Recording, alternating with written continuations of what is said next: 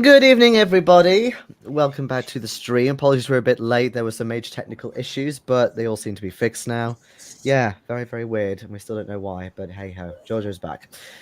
We are playing session 1 of a playtest for something that I'm currently writing, The Bride of Pendle, with 3 lovely players here. It's going to be maybe pushing towards what we would call a mini campaign, depending on how long you take to discuss things or faff around or whatever. But we'll see. And it's us three. Of course, we're going to discuss and faff around. That's our wheelhouse. Yeah, on our part, we don't have Becky, so we might get shit done without shooting people I in was the face with a literally saying shotgun. that to her the other day. Yes, we'll see.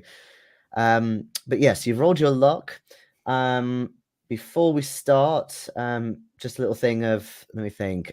So, like I said, sort of mini campaign type length, so maybe 8 sessions, depending. No development phases, but you will be able to roll your luck each session. Whether you get any more, though, is a different matter. Also, some general content warnings from what I can think of for now, because again, this is a playtest, not finished. We are going to have some body horror, missing people, kidnapping, overeating, possible force feeding as well, and stuff to do with livestock. Again, might not be an exhaustive list. I know you guys very well. Obviously, if there is something that you're not comfortable with, then do let me know in one way or another. You're going to have us force feeding livestock. That's just going too far. Right. So let's first of all go around the table quickly and just get a quick lowdown of who you are playing. So why don't we start off with Ronnie on my left? Yes, I am playing Granville Russell, who's well, he was training to be a bit of a chef, but he's kind of, for reasons he doesn't like going into, he's more of a food connoisseur, if you like. Decades before Chef Ramsay was actually making a business out of it, he's now going around restaurants and eating their fineries and telling them in no uncertain terms how rubbish it is. Using what passes for 1920s coarse language. Well, hopefully there's one or two that he did like, but I'll leave that up to you. And we have Nikhil. Played by Phil. Nikhil Pandya. I mean, I'm sorry if I butchered the pronunciation. Born in New Delhi in India, photographer, currently living in Sheffield, Yorkshire. Went to university and school in Britain and loves the outdoors, loves nature photography. And finally, I was going to say, and it has surprisingly to him a better client list than he was ever hoping for. Yeah, we'll see what happens with that. And finally, we have woman police officer, as they used to be called, Charlotte Patterson. Yes, I will be playing as Charlotte Patterson, as Jason rightfully pointed out. Charlotte Miss Patterson is from Gravesend, and it is of Hebrew Christian uprising. And I am, as my background says, I grew compassionate during the war for the needs of refugees and the vulnerable. So I decided to, again, taking part of the voluntary women patrols to assist the police in the, of course, uprising of crimes. And I also studied at the university. That's where I met this lot. And I studied literacy, mathematics, and astronomy. So yeah, it's quite a broad approach to school subjects. And then again, I really enjoy being a part of the Metropolitan Women Police Patrols, but that might come to how do you say that?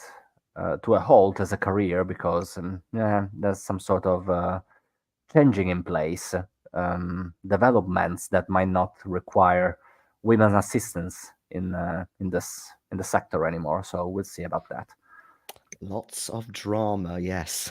And it's all Yes. very much real history that there was big drama with the women's police patrols around that time where the men were like, well, do we really need them? Actually, I don't know.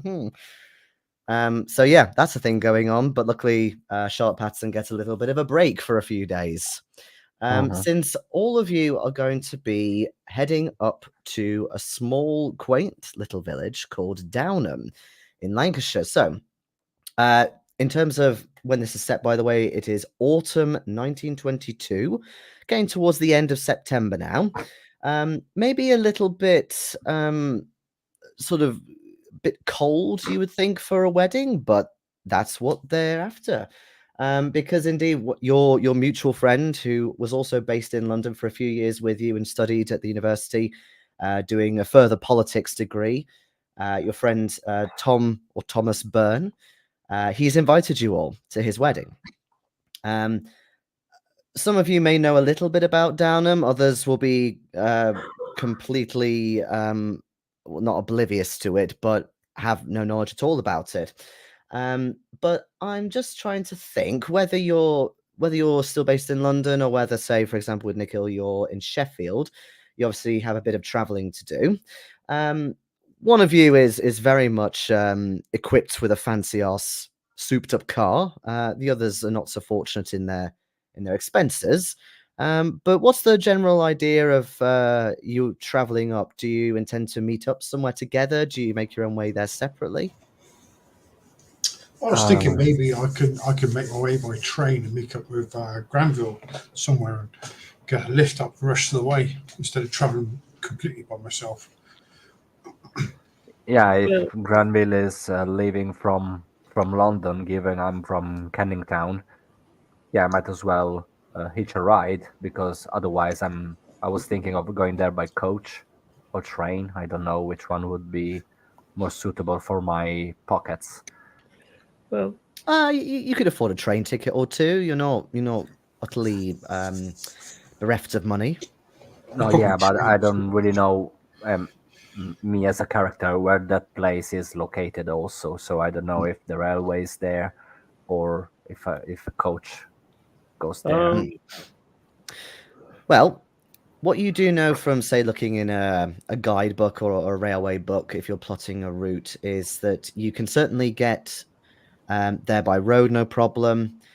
Although you think maybe some of it's going to be a little bit on the remote side. In terms of trains, you can get fairly close. There's a few changes. So, for example, from Sheffield, I don't know exactly what it is at the top of my head, but you'd have to change probably at Preston, and then your final destination would be at Clitheroe, which is basically the nearest major town in the area. So we're talking about 15 miles away from your destination. But either way, then you'd have to make your own way there. So by the sounds of it, that's Nikhil's idea, maybe. And then would you possibly wait to get a lift with the others? Something like that, unless I intercept Granville somewhere on the main line and travel up. But one of the two, certainly. I'm not bothered either way.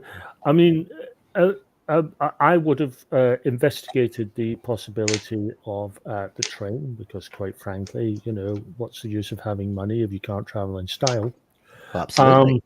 But the moment I see 15 miles away from our destination, I'm like, no, I'm going to have the car. Thank you. Yes, I'm going to drive out in the open road. The hair, Dusty highway, the breeze in my hair. Are you Smog picking me up from everywhere. Preston? It's an open top car, is it? Oh God, no! Yeah, I was asking Granville. It's going to ruin my hair. It's fucking September. It's September up north. That's not open top weather. I don't care. I don't care what they say.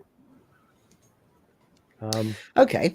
Well, why don't we say? Because obviously we have no phones or immediate contact whilst you're traveling. So why don't we say, for simplicity's sake, that you all basically meet in and around Clitheroe station? It makes sense. You're all kind of going to end up there at some point. So Nikhil, you get off the train first. Just in terms of time of day, there's still some light. You think maybe for an hour or two, so you get a nice view of the place. Even for a town, it's still very, very nice looking, very old looking buildings, for example, kind of stone, that kind of thing. And quite a neat, almost kind of cute little station, this. You notice that there's quite a lot of people getting off with you. Some of them you think have local accents, other people don't. Perhaps they could be other members of the wedding party. And just as you notice a car coming in into the station from the main road, which, yes, you did indeed presume correctly, is Granville and Charlotte. You also notice that there are a couple of other rather fancy cars that are kind of parked almost in a queue or a rank. And there's a sign or like a display that basically what would it say? Cars available for the wedding party, the Mr. and Mrs. Byrne. And they're very kind of fancy cars. There's even you notice some sort of heraldry on the front of the one in front. And it seems like they are chaperoning people up to Downham as well. So you don't know if it's Granville who sorted that out, or maybe somebody else like the groom has sorted it. But there's obviously a bit of money going around up here. If I'd known there was going to be a fair amount of cars, I might not have driven. But hey-ho, I would have been denied the pleasure of your company, Charlotte. Now, where's this Nikhil boy? I will, as we're coming into the station, as we're passing the town and seeing the countryside and sort of like the buildings, I'll mention making a few notes, something of places to return to for some pictures. And I will, seeing the queue of cars, I think I will sort of like maybe even stop to get a picture from the front car, looking up the line of cars as people are boarding. Just as a occasion. Very good, very good. Yeah, you certainly can. There's a little bit of a bottleneck, but no one's in any real rush or anything, so they don't mind you taking a photo. In fact, what I'll say is the driver even gets out and kind of stands in a sort of slightly relaxed pose by the bonnet for you. If you're after, a human in the picture rather than like. Sure. I was just trying to capture that sort of moment in time sort of thing as the people leave the station and enter the car, try and get the crest on the cars, make Granville and Charlotte wait a bit, obviously, while I'm lining everything up and getting it perfect. All right, feel free to make me a photography roll. A photography roll, which First is roll of the game. That's the first time I ever heard someone asking for a photography roll. Hi, man. There we go. Okay, that's a hard success. Okay, yeah. The light is really good. It's approaching the golden hour, as David Hockney very much specialized in. So it creates a unique type of light, even in your period of, aka like grayscale or sepia tone. And you think you've really captured a lot of the detail as well in there. Since the two of you presumably pulled up by now, but since you're having to wait a bit, I'll say Granville, the heraldry does catch your eye. You're quite interested, I suppose, as a dilettante in the higher class, depending on where you are. So you can make me a history roll if you like, or I'll accept a hard no roll to see if you know what the heraldry is.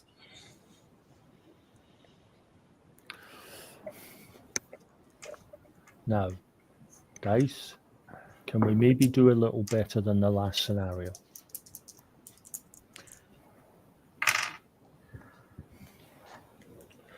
That's just a pass. That's fine. So you do recognize it. It is the heraldry displaying the Lord of Clitheroe. With a pass, I'll say that it makes sense. You are in Clitheroe, but it's obvious now that this Lord of Clitheroe. In fact, actually, he's a baronet. I beg your pardon, which you would know. It's obvious that he is either helping out, maybe even contributing a little bit to this wedding with these cars? Ooh. It would seem our friend Tom has gone up in the world. Friends with a baron, no less. Baronet. Lord of Clitheroe. That's if he can find it. Okay. So I guess you finish taking your picture a few minutes later. Again, it's going to look brilliant. And you're definitely feeling optimistic, given you've done so well on your first shot, and you've not even got to the wedding itself. But anyway, the three of you pile in. Excellent, wonderful, yes. I'm Sorry. so glad you were able to find the car. We were just waiting on someone taking a photo. Sorry, I had to wait. That was just too good a shot to miss up. That was perfect. Yeah, no one's blaming you, Nikhil. I mean, we are in no rush.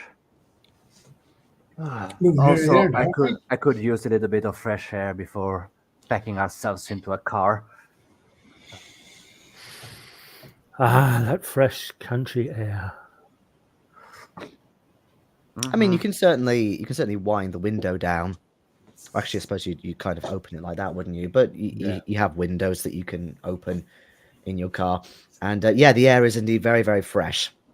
I think actually, Charlotte, because you've never really left London, it's a little bit of a strange sensation to begin with, and you have to kind of get used to it because you're so used to, the industry and the mills always pumping out soot and everything like that. Whereas this, there's you pass one or two as you were getting towards Preston, but that you haven't seen any big chimneys for miles now. Oh yeah, that's a nice change for. Yeah, that's nice. Yeah. So anyway, you set off from Clitheroe station eventually once you're ready to go, and you begin the final stretch of your journey to Downham village, another 15 miles. Although, to be fair, you've travelled a long way. It's not a particularly long way. Yeah. One thing you notice, you basically turn left, so you're heading eastwards or eastish. You see an outline of a large isolated hill that peeks out in between rows upon rows of these small terraced houses as you drive along. And you really get the impression that you're on nature's doorstep. There are a few other hills and lots of fields that you can see, but that hill in particular really does stick out on the landscape. Granville, could you pull over for just like a couple of minutes? I just imagine you doing this like nearly all the way up. It's taken me 8 hours to get to. I slow the car down, apply the brake very calmly. Right. We're going to make a deal.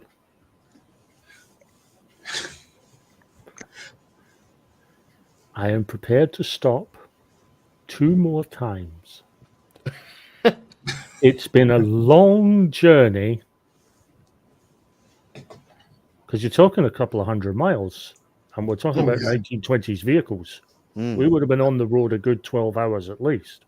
Like sweet roads. and not on the best of roads.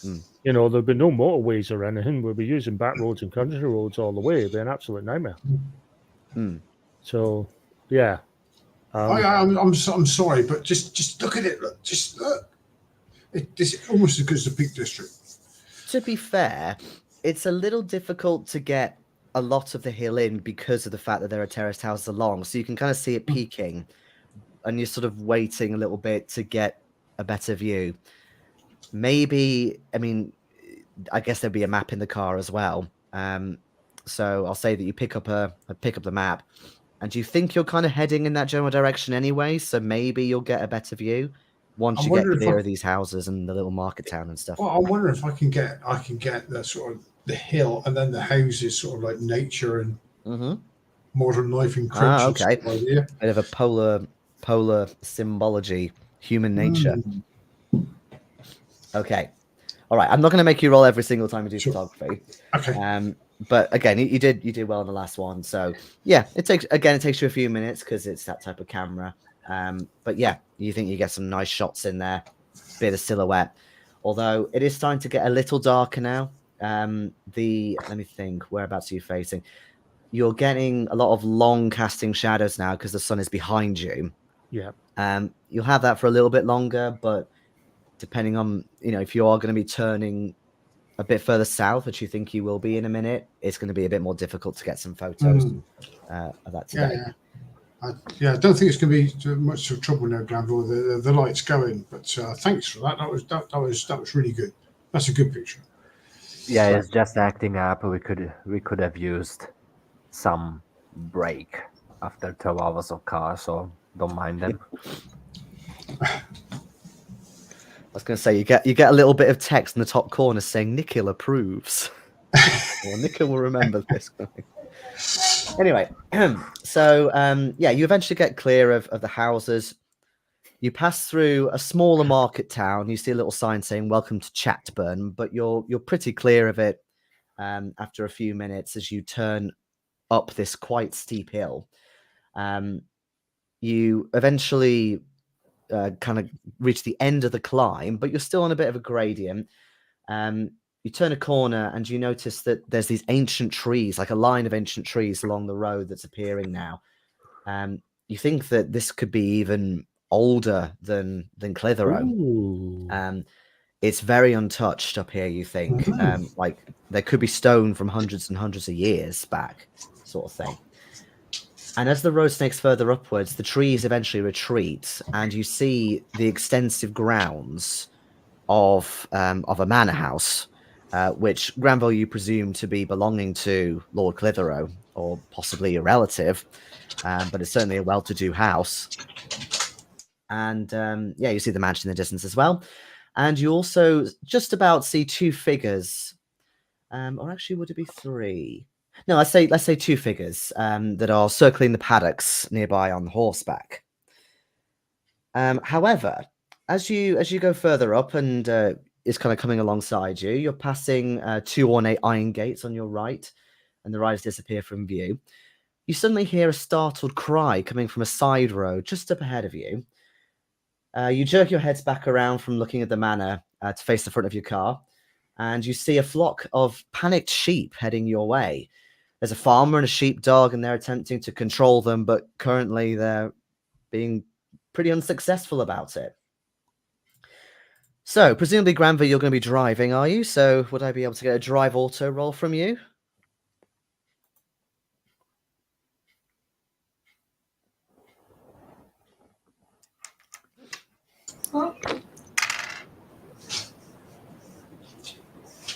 That's a hard pass. Oh, thank God, I've had mutton for tea. All right, that's good. I suppose you know because you're used to the Cotswolds, you're fairly used to a sudden flock of sheep or maybe even a herd of cattle rounding a corner, so you're slightly on edge about it, and you break in time, no problem. There's not really any ditch along here, unfortunately, because it's just these quite tall stone walls, but you carefully manage to maneuver it as far to the right as possible to try and get them to go past. They do rub up against your car a little bit as they come past, but the farmer's blatantly grateful. And he's sort of going, come by, and trying to hit the back of them with a stick. The dog is also trying to run around them. Nice, sheepy. Lovely. Yes, beautiful. Wonderful. Well, keeps us warm in these nice nights. Drive up to the house. Keep driving up to the mansion. I was going to say, because the road carries on past the manor. The gates at the moment are closed. As you put the car back into gear and you start driving off again, you notice, Granville, and also Nikhil, with your natural world skill, the herd of sheep looks strangely malnourished looking and very scrawny. They're not these lovely, plump, fluffed up sheep as they probably would be this time of the year, they're quite the opposite. They look almost on death's door, some of them. And they also look really quite spooked. Oh, that's quite strange. Yeah. Yeah, it's very. They're not particularly good shape. Remind me, Nikhil, not to order the lamb while we're here. Yeah, they're looking. Perhaps it's very poor grass in these hilly fields. Yours is red. You wouldn't think so. Well, it's good farming country around here. As the That's what farmer up comes north's past good you, for. he tips his cap, looks a little bit embarrassed at the situation, but he's obviously grateful for you getting out of the way. And yeah, he manages to get them going. That again. summer? Sorry, beg pardon, sir. A bad summer? I'm noticing the sheep aren't their usual. They don't look their usual sort of well-fed way. I mean, have you had some problems with the why? grazing? Aye, it is a little odd, sir, if you don't mind me saying. They've not really been eating much lately, and aye, they are quite spooked over something. But I'm getting them over to Chatburn to sell them, and that's really all I can do at this point. I hate to break it to you, mate, but I don't think you're going to get much of a price for them, not in their present condition. Aye, I know, but I'd much rather a little bit of coin than all these malnourished sheep, eh? How much a head would you usually go for? What, looking like this? Under normal circumstances, if your sheep were Normal. Healthy and so on, how much a head would you get? Oh, on a good day, maybe 3 shillings. Bit more than that. Yeah, it's not too bad. That's not too. How many sheep you got there? Rough count, you'd say about 30 of them.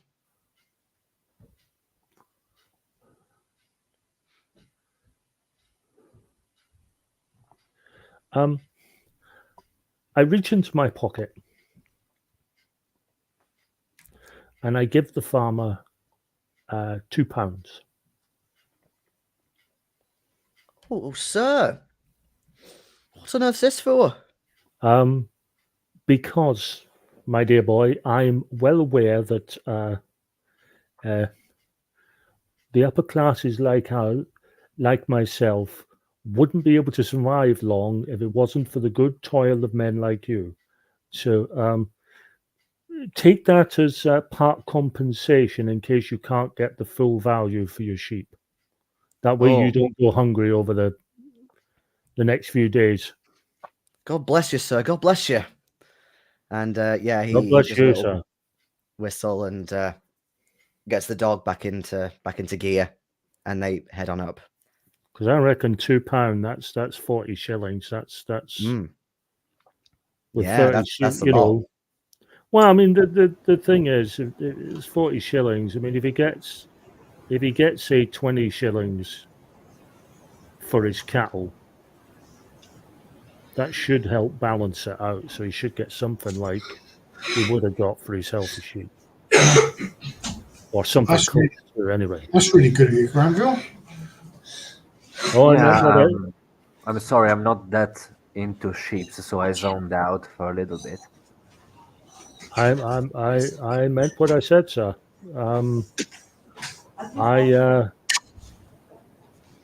I get to enjoy a very lavish lifestyle thanks to the good work and toil of good people like that.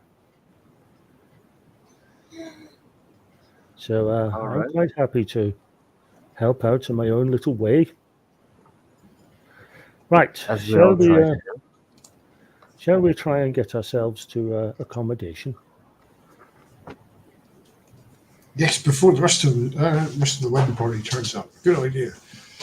Yes. Indeed, you are actually noticing a couple more cars that are coming round, and you think we might be causing a blockage if you linger here too long. But in any case, you don't have far to go. So you carry on up the road in your car. You round another bend now to the right, and the hill slopes away in front of you, and Nikhil, your jaw drops to the floor when you see this aforementioned hill in full view. It's a good couple of miles away still, but it's a big hill and it is prominent in the landscape. And yes, the light isn't great now, but come the morning, it's going to look brilliant. It's quite early morning to get that. And that avenue of trees on the way in, maybe a bit of early morning mist blowing across. This is fantastic. Yeah, you think there'll definitely be some mist around here. It's like we didn't need to stop at all. In terms of what else there is, you're basically now at the top of Downham Village. Downham Village is kind of on a bit of a slope. On your right, you can see a pretty nice looking church coming up, and you also see a large inn that you pull at your destination, which is called the Georgian Dragon, and that's just basically opposite the church across the road. So yeah, Pendle Hill's now to your south in full view, and yeah, stepping out of your car, you're stretching your legs. This really is a beautiful place. Oh, Charlotte, I've not bought enough to film. We're not too far away from town. I'm sure we will be able to acquire more film for your box, should you require it. We're not in London, so hopefully we can. One thing as well, Charlotte, is that yeah, you're definitely far away from any kind of pollution up here, including light pollution. And you wonder, I mean, okay, there might be cloud cover, but on a clear night, it's going to look stunning up here. I'm not planning on going to sleep right away. I'm going stargazing. I must admit, it's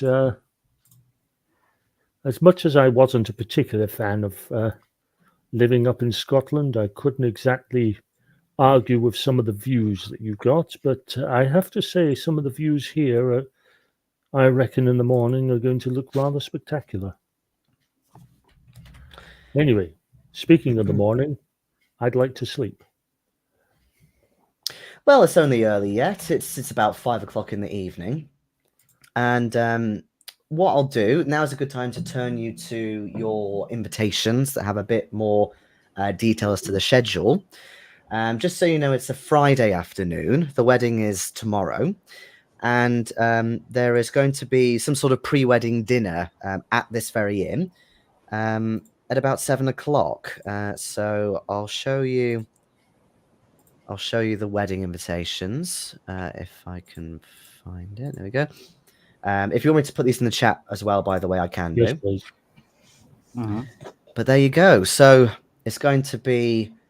I know it says Hardy, but it's because I haven't edited it yet. It should be Thomas Byrne and Miss Mary Osagawa.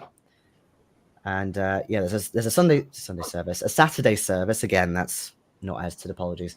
A Saturday service at the church across the road at 9:30 in the morning. And today there is a pre-wedding dinner. There's also some sort of wedding breakfast tomorrow at midday. You're not sure you're invited to that since it's normally for very close family members only. And then there is a wedding reception at Ellerdale Hall at 5 o'clock. Okay. Do we know anything about Tom's bride at all? I do. Yes, you do. I was going to say, I mean, you've never met her in person. You know that she hails from Japan because the three of you know that before Tom came back to London to finish his politics degree, he was based in Japan as basically a diplomat of sorts during the war. And Charlotte in particular kind of gave him the nudge that he needed to basically go back out there and ask for her hand in marriage. Get the lady. Yeah, also his relationship with the British girl that he found here, which is Millie, didn't end on the best of terms. So no, it didn't. I just nudged him. go back to the woman you love. And yeah, I don't want to say I'm a hero, but actually I am. Anyone wants to label you like that, you're free. Okay. What I'll Yeah, do thank actually is God I'll that put the dates in the chat. So you've got September.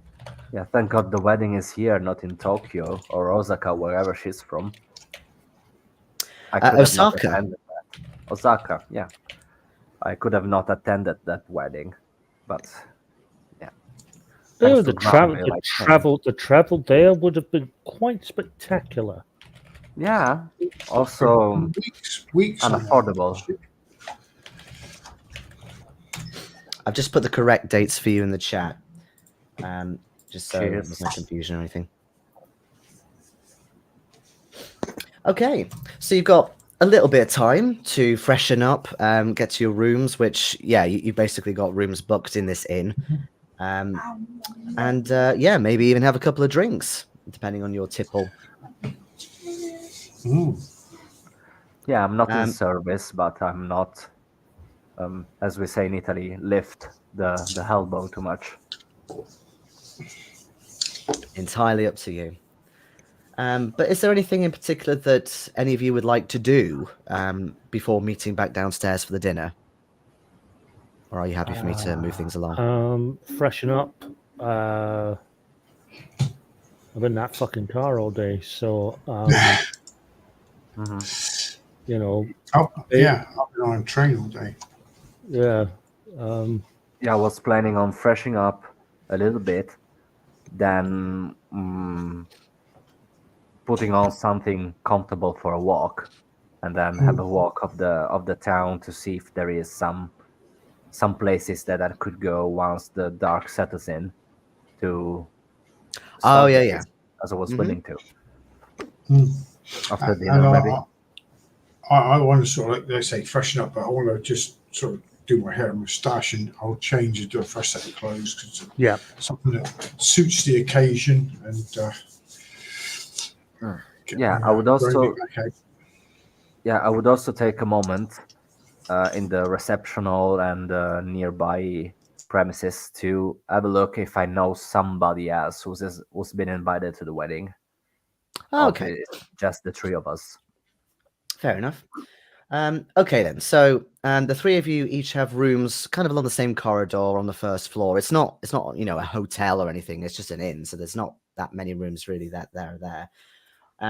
Unfortunately, to your dismay, Nikhil, you're all on the north side, so no view of Pendle Hill. But it's still very nice. You've got some fields in the back and things like that. Yeah, you can freshen up, no problem.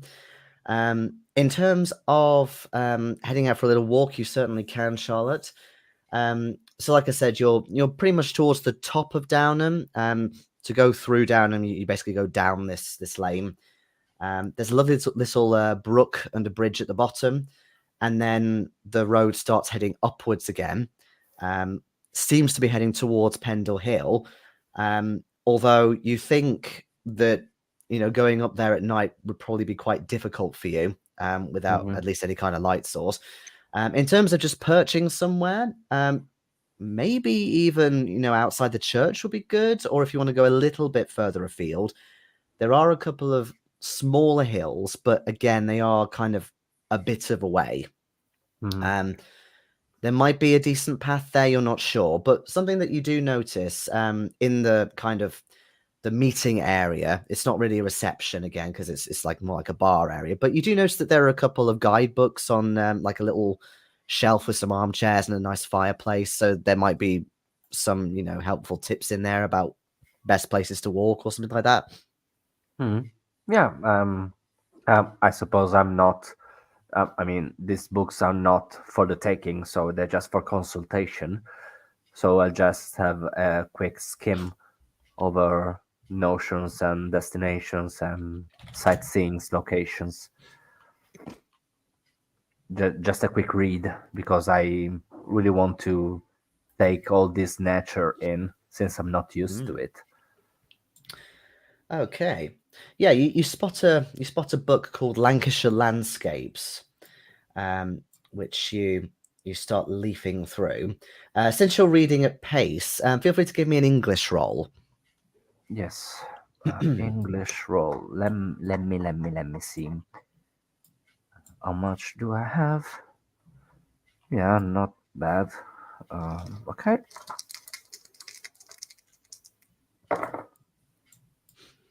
That's a hard pass. Oh, very, very good. Okay. I'm just trying to find it on a map. Since I have not had my illustrator do me a map as of yet. But that will obviously be a thing one day. Okay, give me a moment.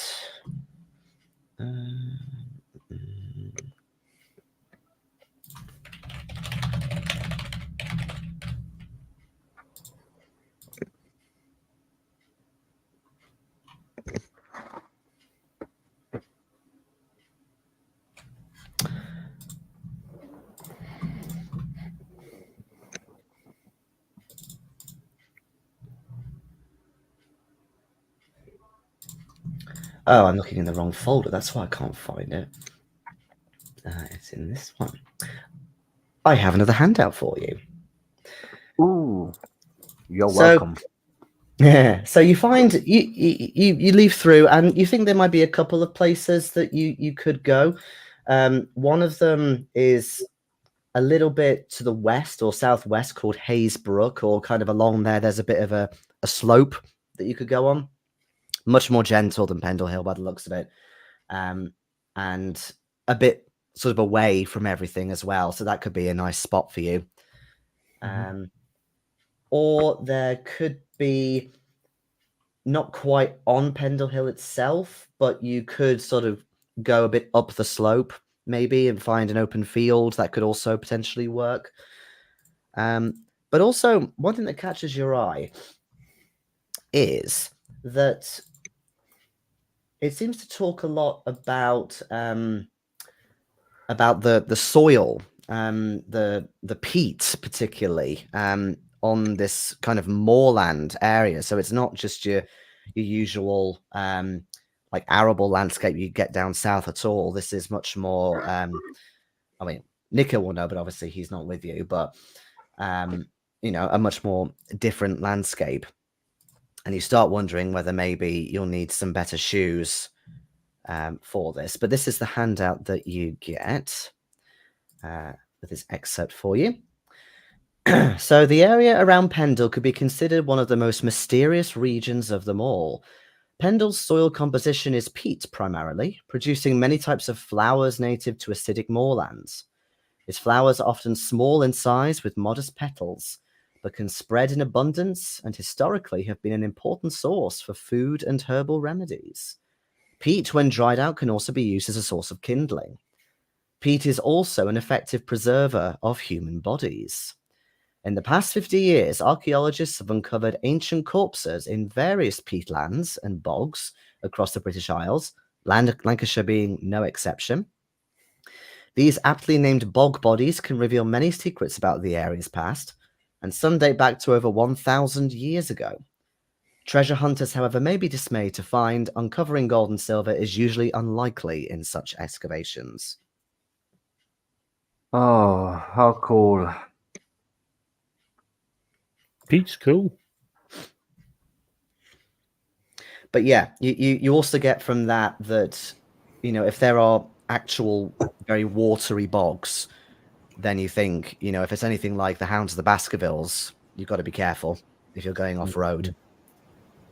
Okay. Yeah, maybe I came underdressed, but yeah, I wasn't really planning on going trekking or hiking. I'm here for a wedding, so I'll see what I manage to do with my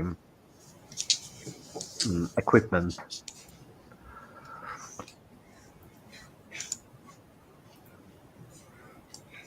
Yeah. How far away are these locations that you pointed out from the? They're not far, maybe sort of half a mile away at the most. Half a mile away. Okay, so I might um, start walking up there just to see how the road is, because now there's a bit of light still. But if I'm planning on doing that with the light source, I want to see where I'm going. Where I'm going first. Sure. Okay. So you take a little If you walk. think I have time, of course. Yeah. I mean, you don't have that long, but you could maybe reach the hill and get back in time. Hmm. So yeah, you start following this little dirt track along Hayes Brook. It's very narrow, almost like kind of a not like a secret trail, but one of those very kind of hidden away trails that only really the locals would know about. But again, what's good is there's no tourists around here. So yeah, you head on out, and you then eventually deviate away from the brook towards the hill, and it does get a bit muddy at times. As it would up here. Presumably, the weather will change quite a lot, but on the most part, it's fine. It's not caked with mud or anything. If in fact, it's quite dry. So hopefully, if the weather holds out, then you can come back here. But yeah, you head on. You follow a little copse of trees, and then you reach the foot of this hill. Again, it's not a huge hill, and the slope is quite gentle. You also notice a little plaque that says it's called Warsaw Hill, not like the city Warsaw. It's a different spelling. W-A-S-S-A-U. WORSAW. Okay. Yeah, I'm not planning on climbing the hill just yet, given that there's the pre-ceremony dinner. So, okay, I've seen the road. I'm going back. Okay. As you reach the inn again, and I'll say at this point that the other two you're pretty much ready to come down. It's a little bit before 7:30, but you like to be, I suppose, in good time, whether you're getting drinks or whatever. Well, yeah. What do you do? Do you get yourself a drink? As you get down, there's a few people that have started arriving. You notice as well that pints are starting to get poured by the barman behind. And you also hear a little bit of activity from the kitchen as well. You think they're starting to get stuff ready? I will have myself a sherry. I will ask my good friend Nikhil what he's having, and basically buy a round. And if Charlotte has come in at that point, I will ask her what she would like. Yeah, I'll just take something light. I don't want anything. I ask for a lemonade or even a glass of water. Don't want to drink at the moment. I've got my camera slung on my shoulder. No worries. Okay. Charlotte? Oh, go on. Sorry. Oh yeah, if I'm there, I'm ordering a glass of wine. Wine, sherry, boring water.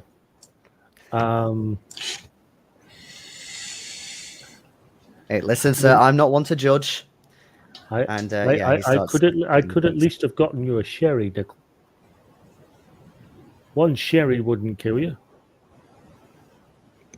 Plenty of time, sir, and we've got wine on the tables as well.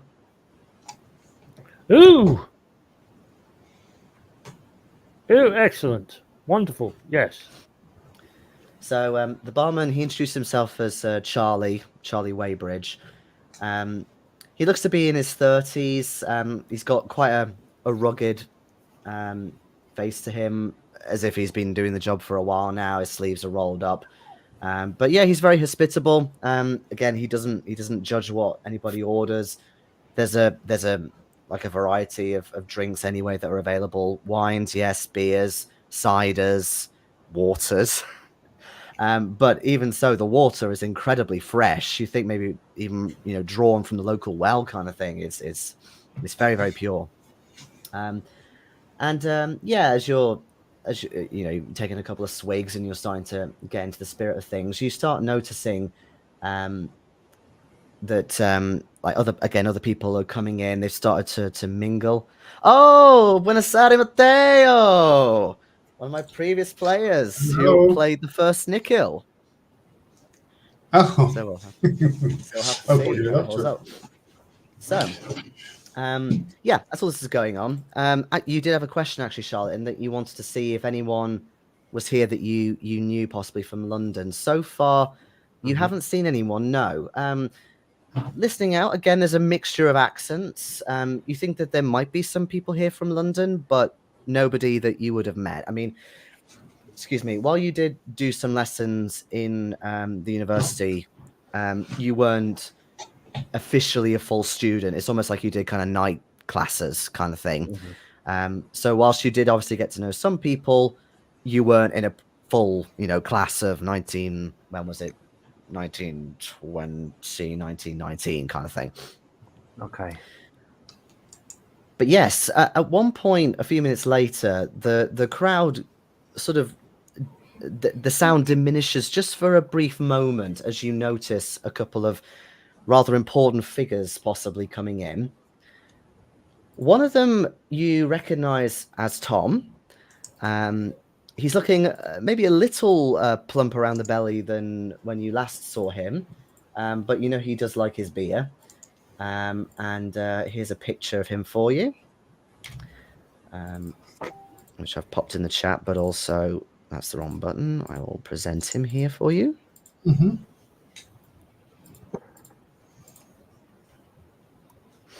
Very nice looking chap. My word, he's a splendid chap. A good egg. And with him, let me just double check a moment.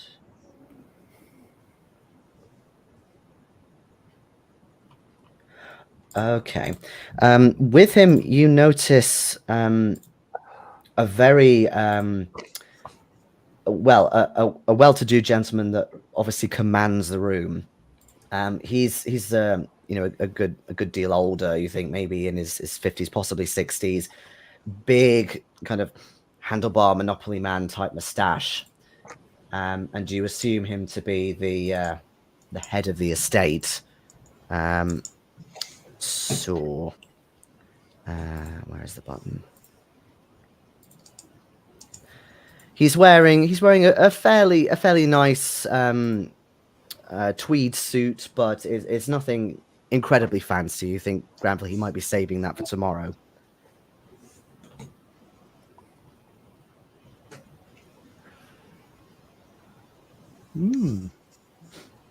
Roderick? Ellerdale? Oh yeah, it's up there as well. So you learn quite quickly who he is. His name is Sir Roderick Ellerdale, Ellerdale, the Lord of Downham and owner of Ellerdale Hall. When Nikhil hears that, I want to go over and sort of like and thank him. I introduce myself and thank him for his help. Okay, no worries. Just before you do, a third person comes in with them. Another good-looking person, but this time a very beautiful woman. You think just maybe for a brief second, is that Mary? But then you realize, well, she's not Japanese, certainly. But again, she does seem to command the room a lot. She is very well dressed, very, very fashionable clothing. It kind of dawns on you that this is the kind of thing that you would see in London, not somewhere way out here, in Downham kind of thing. But yes, she is Honourable Amelia Ellerdale, Sir Roderick's daughter. Ooh. She doesn't appear to be accompanied by any man or anything like that. She comes alone. Then how honourable can she be?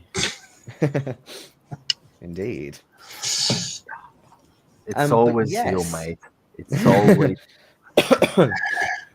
Why? She's about your age as well, actually, Granville. Why change the habit of a lifetime? That's what I say. Yeah.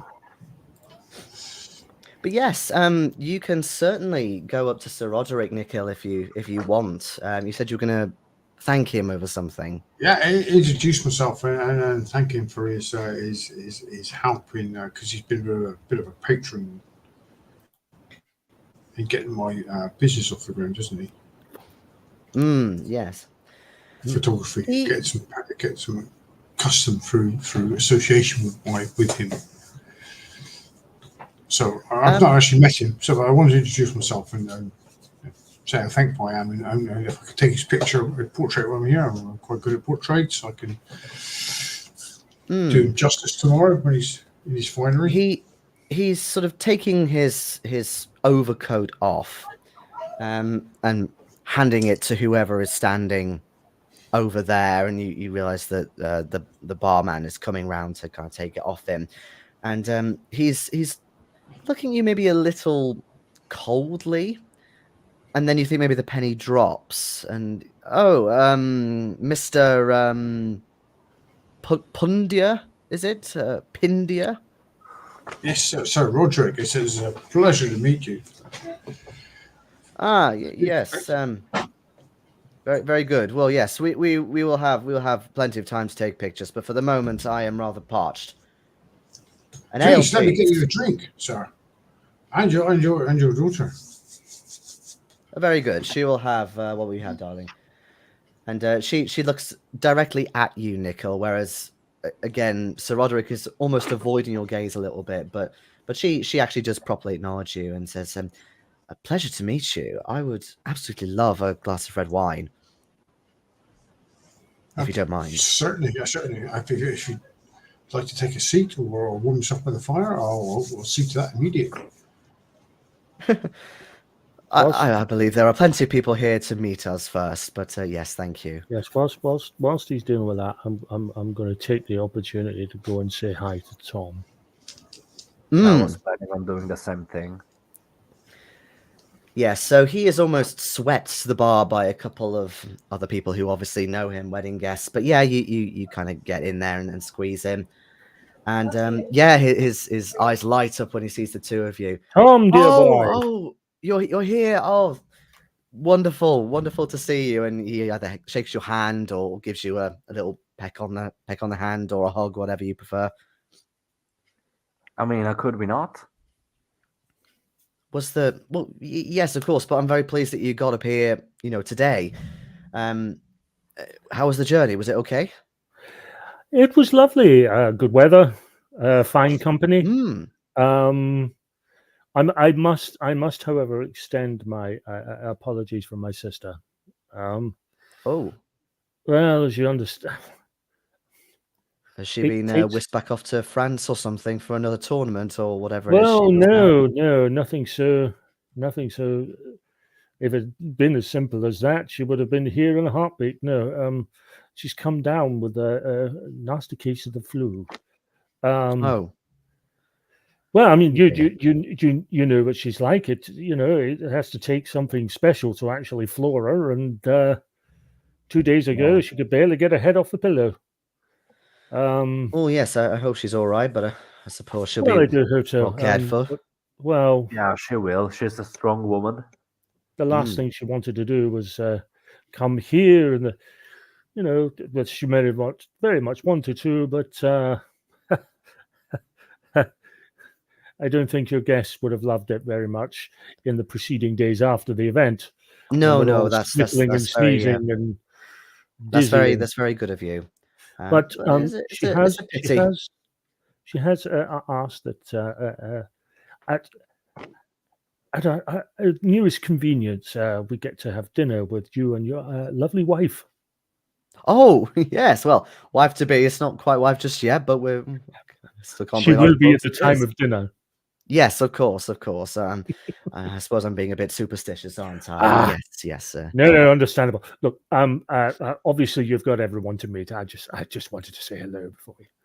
Oh yes.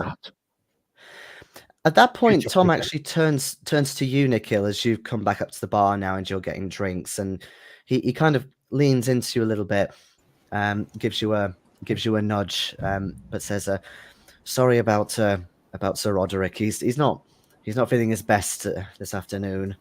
He took me on a hunt early around the grounds, a bit further afield as well, and well, he promised me all this game and things, but there were barely any at all, not even a chicken. So he's a bit." He's a bit embarrassed by that, shall we say? But I mean, I don't mind. It got me out in the air, and that's fine. I mean, it's just a pleasure to meet him and his daughter. It's association is oh yes, of course, yes, great, good. Yeah. Yes. Well, Miss Ellerdale, Amelia, although maybe don't call her that, but Miss Ellerdale, she's actually helping me and my uncle out with wedding arrangements and things. The two of them have been great, and helping out with things and sorting all this. And he gestures to the tables that are a bit further in. They've got these lovely displays of white tablecloth, chrysanthemums in the center, all that sort of stuff. Oh, you're lucky to have such friends that are go to such lengths for this. Yes. I'm a very lucky man, and even luckier to have such a wonderful wife to be. She's very looking forward to meeting you. She should be here in a few minutes, actually. She's been freshening up. She's staying in Ellerdale Hall tonight. We are keeping the traditions of sleeping separately. I'll be upstairs. Hopefully I won't be snoring too loudly. If so, I do apologize. But you know what I'm like. Yeah, don't worry about that, but still don't keep Mary secluded from us. We really want to meet her. Oh no! She's coming here.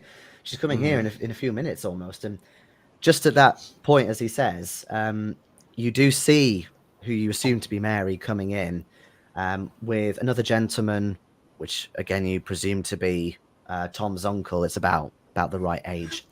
So Mary, she is indeed Japanese. She's not wearing the kimono in this picture, but this is the best I could find for the moment. She's wearing a bit more of a Western style dress, but nothing kind of flapper girly. It's a bit more modest than that, so not quite as garish possibly as Amelia is wearing. But she's a very, very pretty woman. And she kind of does a big smile as she enters, as she realizes that, eyes are kind of turning towards her. But this is Mary. And the man next to her, he's wearing quite a nice tweed suit, but you notice Granville being a well-to-do man. You notice that it's a little bit, rough around the edges, like the tie's not quite done up properly kind of thing. Maybe like a button's a little loose. Needs a bit of TLC doing to his jacket. And also, he looks not sad or angry or anything, but he does look a bit tense. Maybe a little stressful about something. Pensive. Yeah, he definitely does. Yeah, possibly pensive, yeah.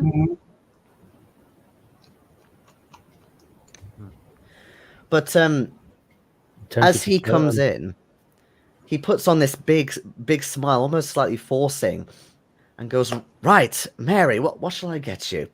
And she says, "Oh, I would love to try a small wine. That would be very good, thank you." She talks in very good English, and she's again very polite in her delivery, and she does a little bow with her head. And he almost kind of barges his way up to the bar, almost walking into one of you three. Not kind of maliciously at all, but you think maybe just he's got like a one-track mind type of thing, and that she's asked for a wine, therefore I must go and get her a wine. Uh-huh. There you are, Horace. I'm going to wait until Tom makes the official introduction of his bride to be. Yes. Once she's got he's very gentlemanly, waits for her to get her drink, but by that point lots of other people have arrived, and he does the official introduction. She blushes a little bit, again, probably because there are so many eyes on her. And there's a sort of a clap, a bit of a cheer from maybe some people have already had a drink or two. As this is going on, you can give me spot hidden rolls if you please. Oh yes, I do definitely, please. Okay, where is it? Oh shit! I've It's a hard misworked pass two. again. Okay. I'll pass again for you, okay? I really do love these dice. I mean, it would be a fuck all for any other RPG, but for Cthulhu, they're playing quite nicely. Presumably a fail for you then, Granville, as well? Aye, let's call it a fail. Very well. Okay, so only you see this, Charlotte. But well, what I'll say first of all, the three of you do notice that Amelia, whilst there's kind of clapping going on, she's peeking her head into the kitchen. You think presumably to see, if everything's all right, how things are getting on. But with your hard pass, Charlotte, you notice something a little odd. She's talking to one cook in particular, again, just peeking her head in the door. You can't quite see who it is, and you don't know or recognize them. But you do notice that she reaches into a little fold in her dress, and she hands something over quite surreptitiously, as if she doesn't want anyone else to see. Something small, maybe like a small bottle of something. And at that, we'll take a short break. Nobody try the fail. All right. Thank you. See you in 5.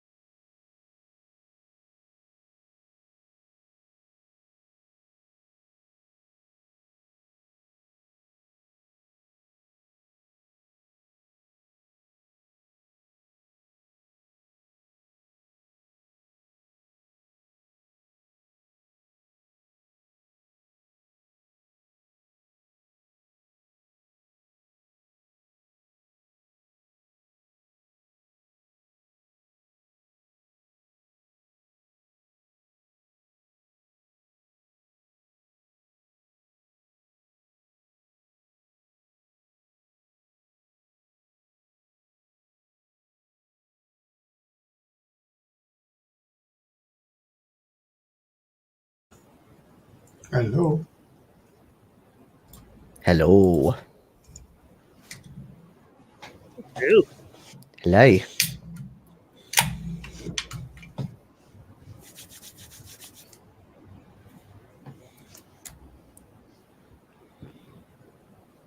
Hmm.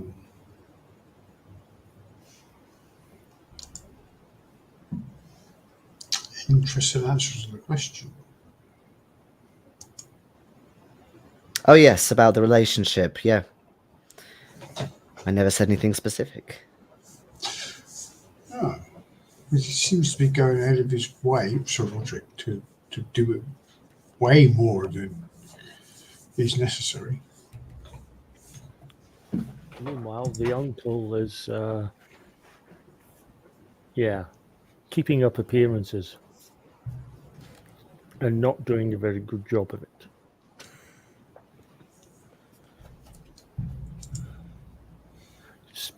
I suppose he could possibly get away with a casual view, but I'm not a casual view.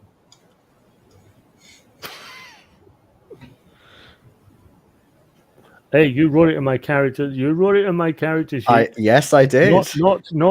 Not good with social cues. No, you're not. And I've been sticking to it. In fact, the only slip made sense to me, which was the £2 to the farmer. Hey, you're not the first person to give money to somebody as Granville. So, yeah. Just, brings it out in me. So, as a character, I have no reason to be suspicious of anyone.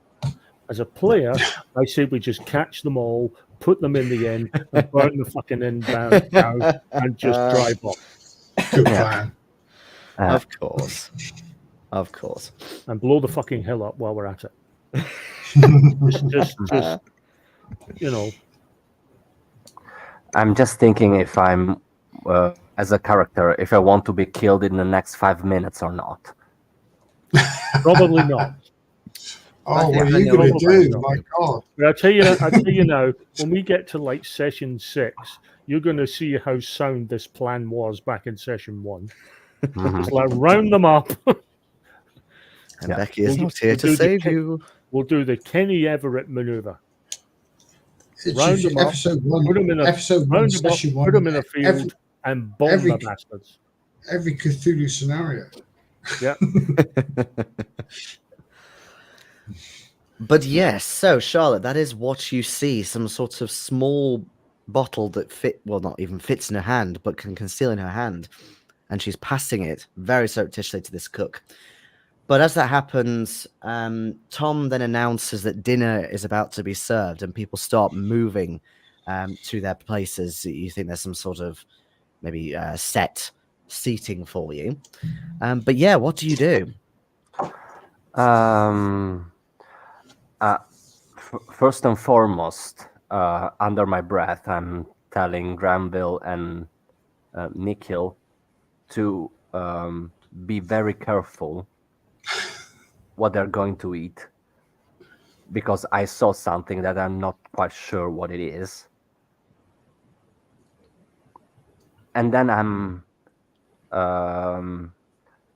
don't know, as we are all going towards the table, I slow my pace a little bit to get side by side with Mary and just ask her directly, what was that? With Mary? Yeah. Do you mean Amelia? Amelia. Was it Amelia ending the bottle? Yeah, it was Amelia. Oh, okay, no, yeah, that's my bad. Sorry. Yeah, that's cool. Either way, what I just said, but to Amelia, not to No, that's fine. Mary, of course. Okay. So you notice that Amelia is also starting to move away, maybe just sort of whisper a remark or something, but then she starts making her way back to the top table where the other major players are gathering, as it were. So you literally go up to her and say, what was that? Or something to that degree. Yes. She says, I beg your pardon? Yeah, I mean, I saw you chit-chatting with the cook. and ending in, I suppose, money or something. I It was a assume lady. it was a lady. Okay. I assume that everything should be already paid in advance. So I'm just curious, you know. To whom do I owe this pleasure? And Oh, she's looking Miss you up and down a little bit. Miss Patterson, nice to meet you. I am. I've been invited by Tom. Ah, I see. He hasn't mentioned you before. Yeah, I don't. Londoner, aren't you? Yes, I can tell by your accent. Typical London accent, mine. I'm sorry. Yeah, I'm a I former don't know acquaintance of Tom. if Tom invited you, then perhaps he told you that I am helping out with wedding arrangements. I was simply asking if everything was all shipshape and ready to go in the kitchen. Mm-hmm. Yeah, sorry. I didn't mean to stick my nose in matters that don't necessarily involve me. But then again, I'm just a curious person. That's it. Yes, I can see that. Very curious. Mm-hmm. A good quality in a woman?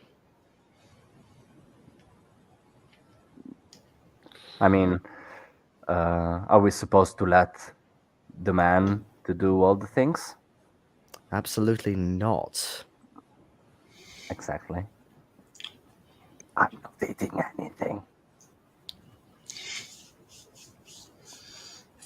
You can make me some kind of social role if you like. Either like a charm or a persuade role. Ugh. Okay. But I wanted to see. Yeah, a persuade it is because my charm is the base 15. Oh no, no! That's a fail. Not a fumble, but a biggest fail. No, that's fine. You think that maybe there's a little bit of agreement deep down in your opinions on men, but she's blatantly trying to deflect what you're trying to do with her. You know, get her on sort of similar grounds and things. Yeah, If I you'll could tell. excuse me, Yeah, sorry if I hold you back.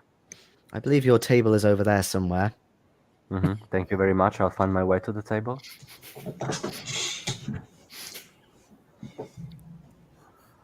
Are we all sitting together on the same table?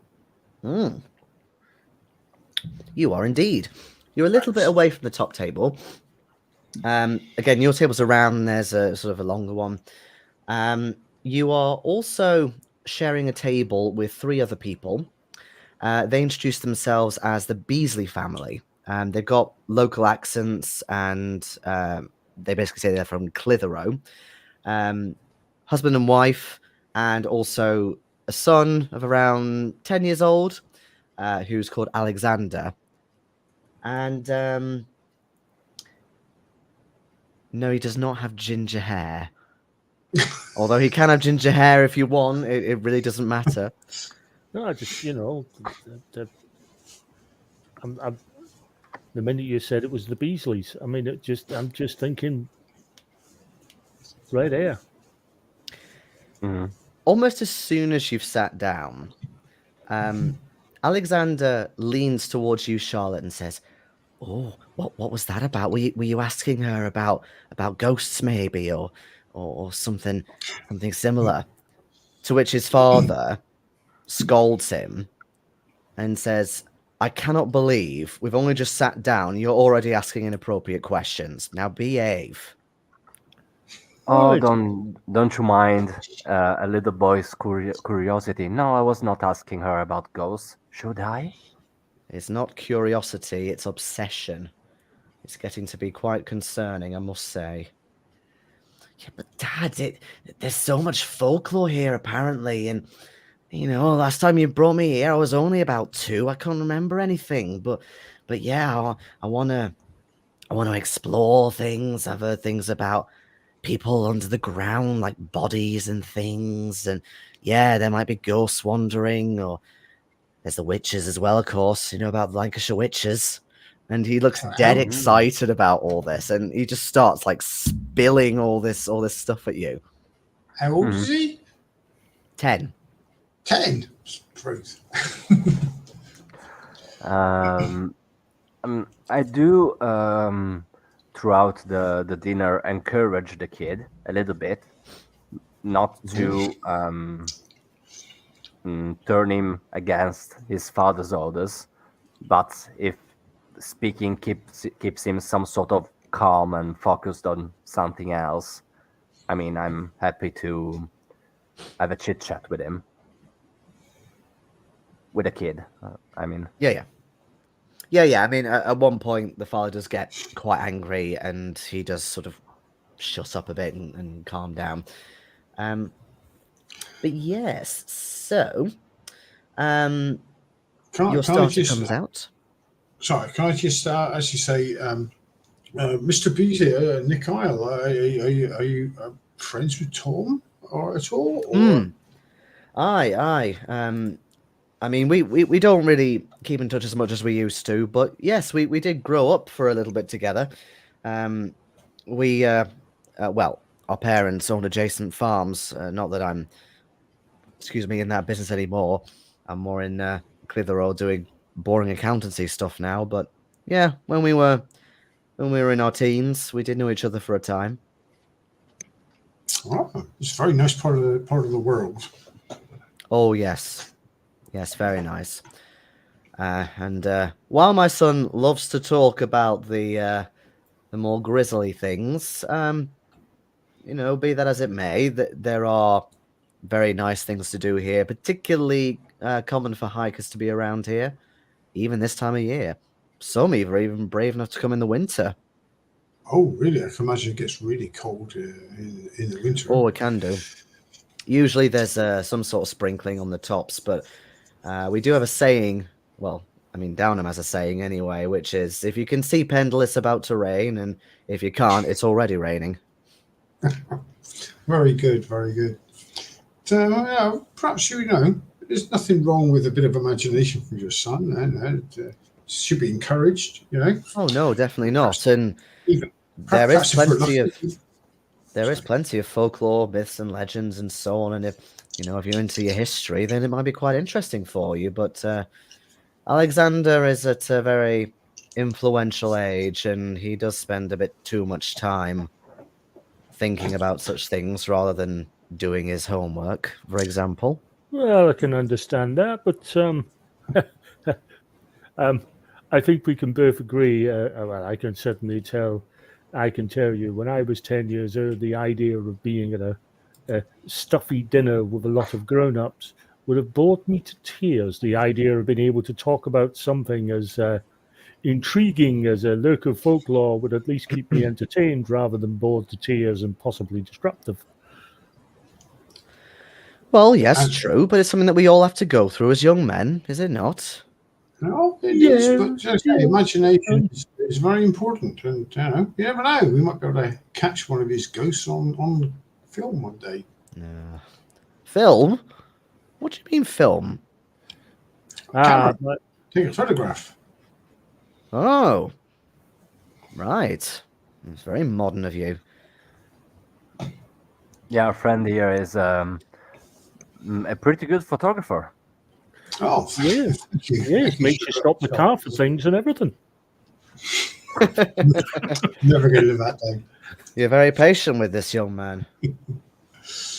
Oh, we were all young. I mean, you have to encourage young kids in their endeavors to discover things, I do believe. Aye, well, I'm sure we'll be going off for a walk tomorrow before the wedding. How's that, son? And he's like all happy again, but he does whisper, I kind of wish it was tonight, though. Might see something a bit more likely. We're not going tonight. It's not safe when it gets dark. There's no light around here. If you get lost, that's it. You're done for. So, just did you actually say what you'd seen? Amelia handing over something. Yeah, I already told you. She did warn us, yeah. Right. Any food that's coming out, Jason, I'm taking a small bite of to see whether my taste buds can detect whether or not something has been added that really shouldn't be there. Okay. Very good, very I, good. I think we should wait to see what happens to Granville before we take anything. Oh, I see. Bastards. But I kind of set myself up for that when I said it. Yeah, I'm Lab rat willing toy. to take small bites of food and then not eating the rest, blaming it on Long travel. it's long travel. I'm feeling a little bit sick-ish, so I don't want to miss the dinner, but then I don't feel like eating the whole thing. And It's all this clean country air. What is it they're Well, actually serving? I was just about to say, first thing Oh, they sorry. bring out is a very nice soup, a hearty leeking potato soup, which is a very classic Lancashire dish. Nice thick white bread as well to go with it. Ooh. Give me an Artcraft culinary roll, Granville. Yeah. For someone who actually has a decent, you said it, a decent palate, his actual culinary score is shit. But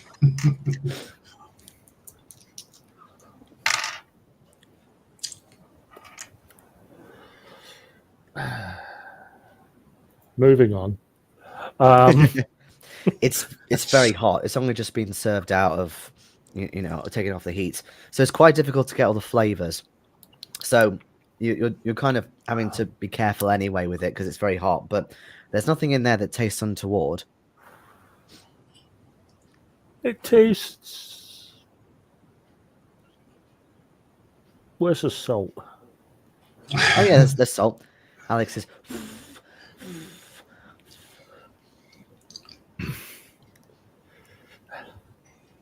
Are the beesies tucking in? Yeah. I mean, they're being a bit more, properly mannered, whereas Alexander is kind of starting to shovel it up when it gets to the right sort of temperature. mm-hmm. He's going to grow up to be a big, strong lad. Look at the way he eats that.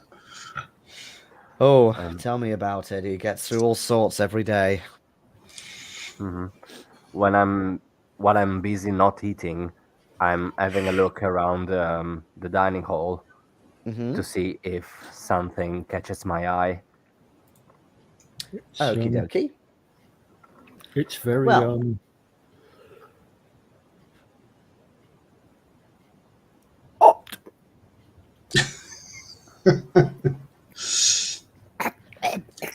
Okay, let's see. Yeah, you can't help but, just sort of cast your eye over the top table, especially because of what you saw Emilia doing earlier. They're enjoying themselves. Wine is in full flow there on the table. But interestingly, you notice that Horace doesn't appear to be drinking any. Like, he keeps sort of taking some into his glass, but he doesn't drink it. In fact, he seems to be drinking coffee.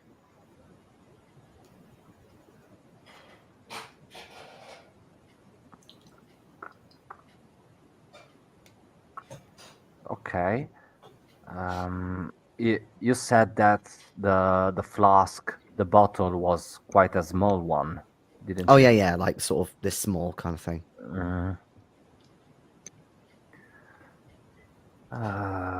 Yeah.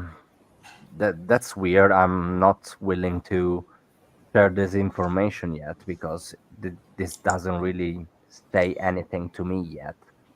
But I'll stick to water. Yeah. No worries. Couple of lightweights.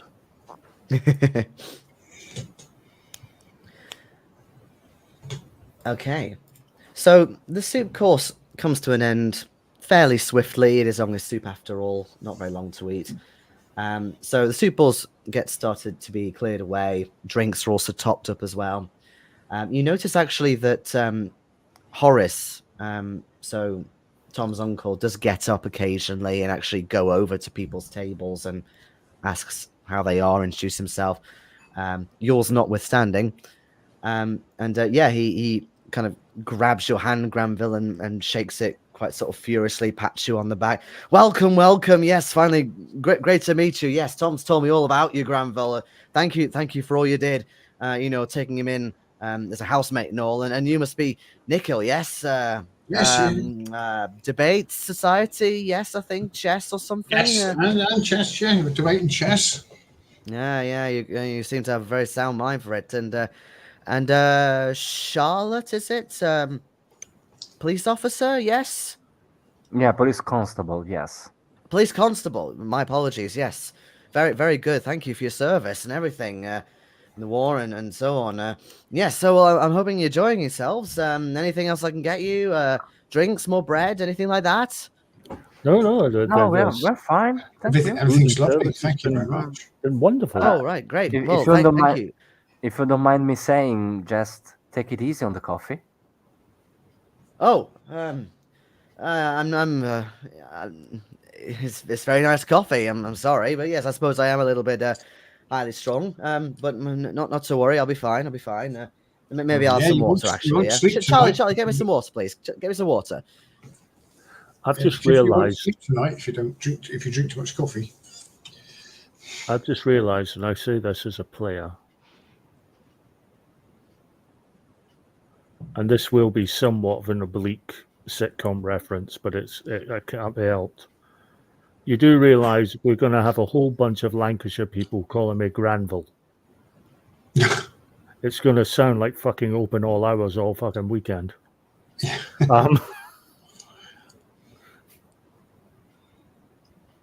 Okay, Again, at this point, I'm just too going to much say of they're an- copying me. A cultural reference, Giorgio don't get. Yeah, too much of an obscure British It was before my reference for time me as to well. understand. Yeah, I mean, I'm still not British, so I don't think there's make a me way. feel older than I already am. I mean, I know what you're talking about, but also I never watched it. Yeah. You can make me psychology rolls. It's Yes. quite obvious that Horace is very manic, but give me psychology rolls to see if you can delve a little deeper. Oh, okay. I made mine actually. Fuck, I'm spending 5 luck to make it a regular pass. I'm 6. That's I missed by 6. Okay. Charlotte and Granville, when Charlotte remarked at him to take it easy on the coffee, just for a moment, you notice a little bit of, not a facade falling, but like another layer from his body language. You think that there's more to his drinking coffee than simply just, working hard or keeping up appearances. You think that he's doing it deliberately, even if he maybe doesn't necessarily want to. Okay. Have It's yourself a not. glass of wine, dear boy. Oh, me? Oh, God, no, it's far too early. I won't be having such a thing. No, I need to see that Tom is well fed tonight and that everyone's having a good time. And then maybe later, but I appreciate the offer. It's not written explicitly. Oh, fuck me, explicitly in my character sheet. But is it safe to assume that Charlotte might be a smoker? Yeah, sure. Yeah, you can be a smoker.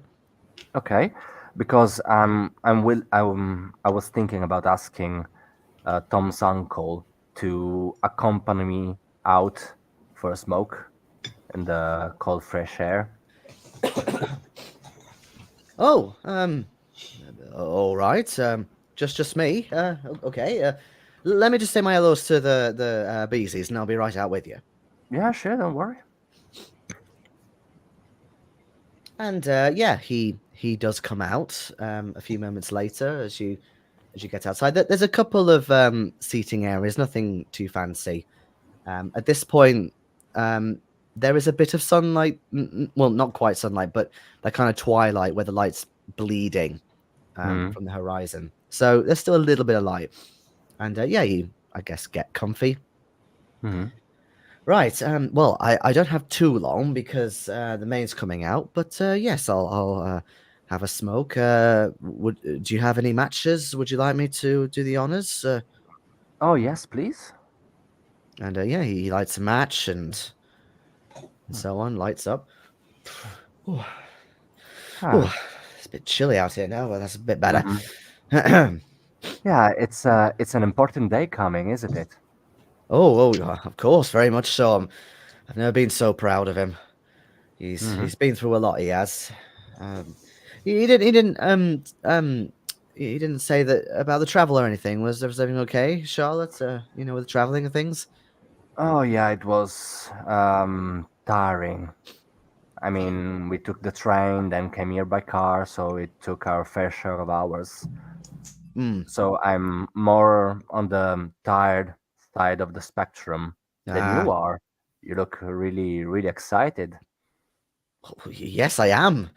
I doubt I'll be able to sleep tonight. Yeah, I came up a few days Not with early, drinking. get a lay of the land and things. Oh, yeah, yeah, I can tell. Um, um, hopefully it's not too much for me to ask, but are you all right? You Um, look more worried, to be honest, than excited or whatever. Persuade roll. I'm persuading the shit out of him. Let me see. I will keep smoking as many cigarettes as it takes. That's an extreme. Okay. On point. That's an 8. Yeah, it's a 0, right? Yeah, that's a 0. When Yes. it needs to happen, Giorgio delivers. Okay. Let me make a Mwah. note. You want to send those dice over here because they're far fucking better than mine at the moment.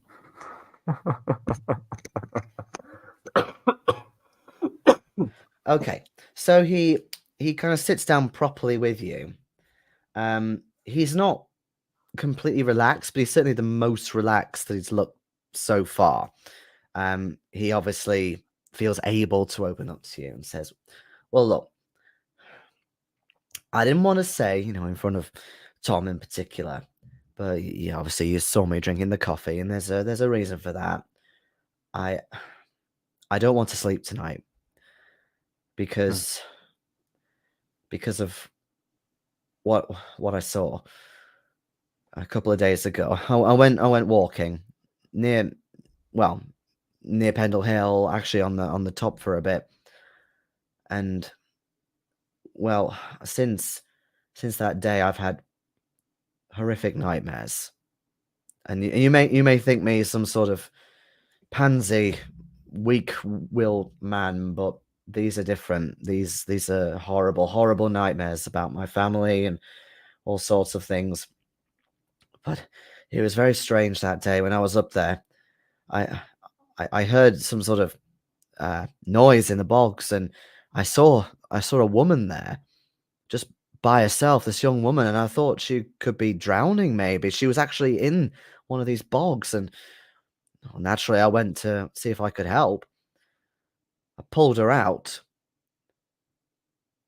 and it was really odd. It was almost like she was refusing my help. Either that, or perhaps she was very heavy. But in that moment when I was pulling her out, she looked at me, and I don't know if you believe in God or anything like that, but what I saw in her eyes was evil. And since then, I've not felt the same. And since then, I've had these terrible, almost visions, and I cannot face them again. Not until the wedding's over. Not until I'm away from this place. But I don't want to disappoint Tom either. I can't let him down. Nobody of us is letting Tom down, but if you believe that might help, I'm willing to stay awake with you. Oh, well, that's very kind. That is very kind of you. Although, well, obviously, we come in the same room together. That'll be very out of order. But I'm sleeping in the inn as well. Mhm. Yeah, we might perhaps we can have arrange something. arrange like around cigarette rendezvous every every hour or so, so that we can check on each other and Aye. have a chat in order to stay awake during the night, if you don't Aye. mind, of course. And look, the wedding party, you know, they'll keep serving the drinks until the last person leaves. Not that I want to put them to too much trouble, but also, you know, we'll have drinks available and things. Mhm. But no, I really appreciate it. Thank you. I can see why Tom really cherishes you as a friend, but please don't tell anyone what I told you. I'm not telling anyone. Your secret is safe with me. Let's make it this way. We'll stay awake until the party simmers, and then up from there on, we will meet every round hour outside to have a smoke and chit chat. Is that all right? Right, it's a deal. Fresh Okay. air will hopefully keep me awake. Thank you. Mm-hmm. Let's go inside. That the main courses are coming out.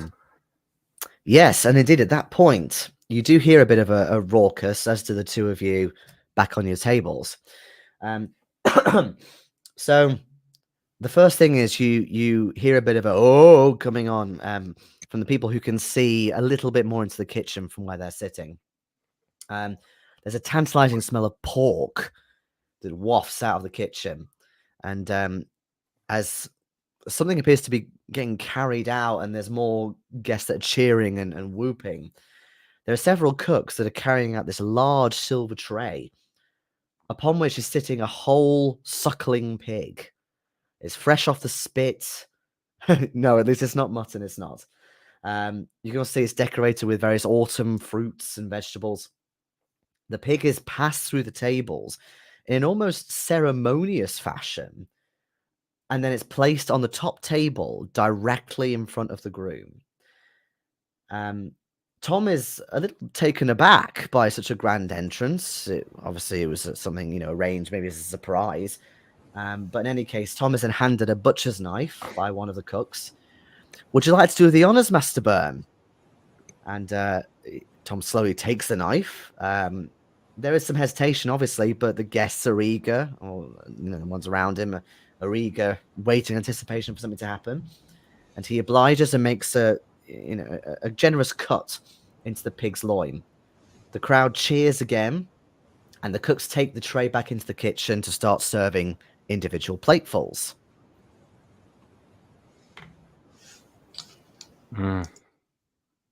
Sorry, Mr. Beasley, is that a tradition from the area? Well, no, not really. I mean, I've maybe had a whole raw suckling pig once, but no, that is Not a I've seen that Western, not before, a but wedding tradition. no. Well, maybe it's a Japanese tradition. I hear the wife's Japanese. Yeah, I don't know. Either Well, way, maybe it's what they wanted, isn't it? It's what they want. yeah, Tom too seemed some sort of taken aback by the main course. Well, it's probably a surprise for him, isn't it? Yeah, How You know, did people do all sorts of things to arrange things for a wedding. did we notice Mary's reaction? Yes, you did. She was also surprised. Yeah, that leaves out it's a Japanese Japanese custom.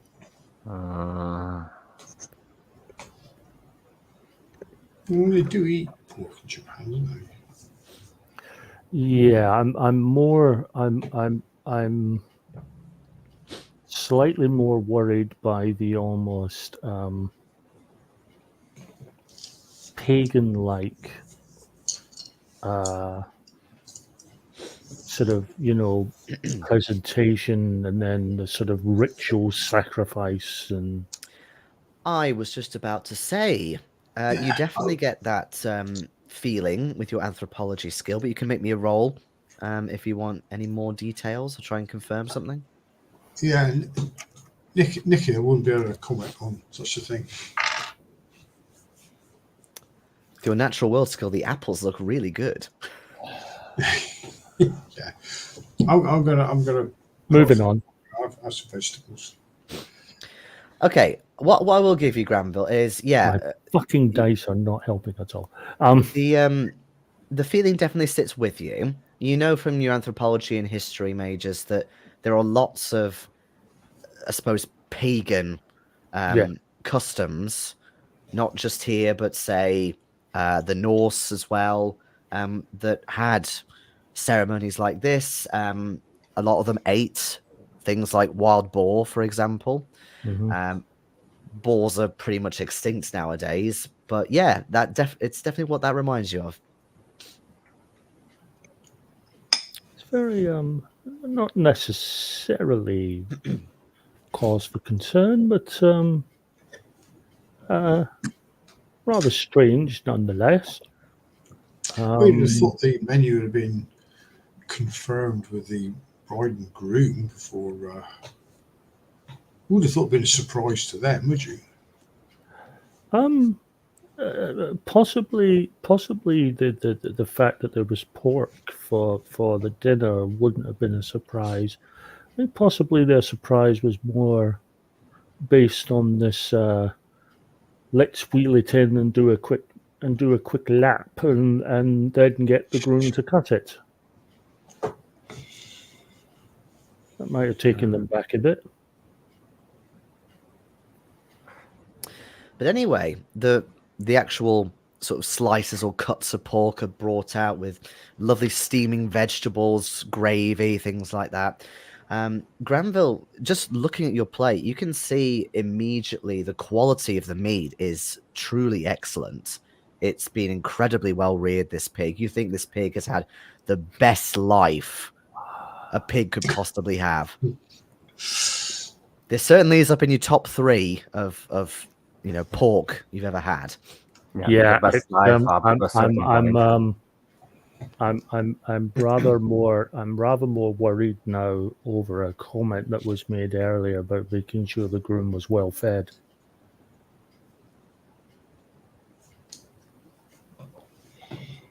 Yeah, I'm still not eating. I would just have vegetables. Going to try my culinary taste buds again. Yeah, make me roll. Yeah, I'm just A lot of work eventually. I'm keep eating bread. Moving on. Oh dear, your dice need to go in dice jail. Change dice. I'm fucking. You know what it is. See if I do that now. I've got former players who would say "ha ha ha ha" because they used to do it all the time, and I used to scold them for it. So they used to say, "Look, they balance out eventually." That's why Just to remind you, usually there are play options with... to push rolls at times. You can push this roll if you want. Oh yeah, yeah, right. but the way my dice are rolling tonight, I can't see it going well. I mean, Okay, you okay. can try and convince your dice to roll well for once. Push the roll and see what happens. So I've do you tried still have like threatening a sort of a little cut of the meat kind of thing? Do you just sort of have small bites? Yeah. So again, you're not getting any kind of strange taste in there that's tastes like this has been something put in that shouldn't have been. In fact, it's really good. You can't help but start digging in a little more.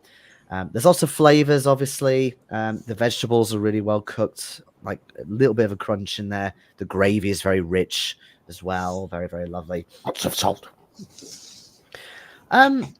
Charlotte, since you were with Horace earlier, I'll let you give me either a listen roll or you could do me a psychology roll if you like. Since Horace is kind of about to sit down, he kind of waited for the whole shebang to finish before making his way properly back to his seat. But he's talking to Tom about something. Yeah, I'm going with a psychology roll to see his body language rather than try and listen. Okay. Yeah, it's a regular pass. Okay. So looking at the two of them, it's really clear that Tom had no idea that this was going to happen. And you think as well that he certainly wasn't expecting that specific food. Like you were kind of speculating anyway. You think that Horace may have had a better idea that this was going to happen.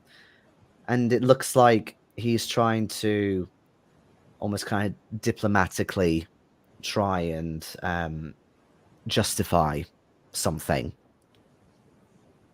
Okay. Is something I'm willing to discuss with him later on, rather than approaching the top table and make a scene out of myself again.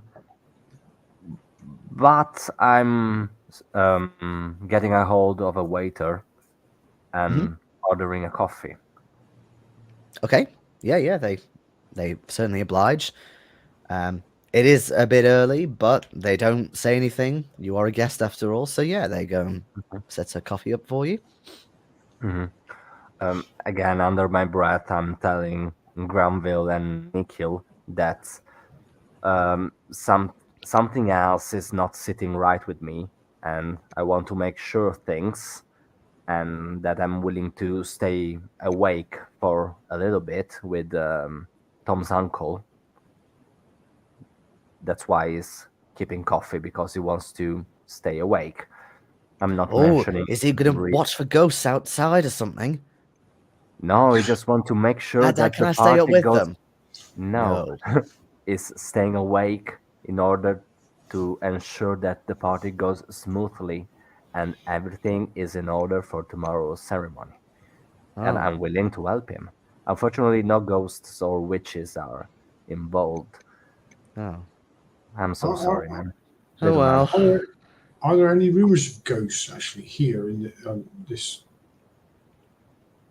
Asking the kid if he's heard anything. Any particular rumors about ghosts in this area? Is this a haunted building, or is the house haunted? I don't really know anything specific, but you know there were a lot of these witches that went through those trials, you know, hundreds of years ago, and you know they all died nearby. So you know, maybe their ghosts are wandering around here or something.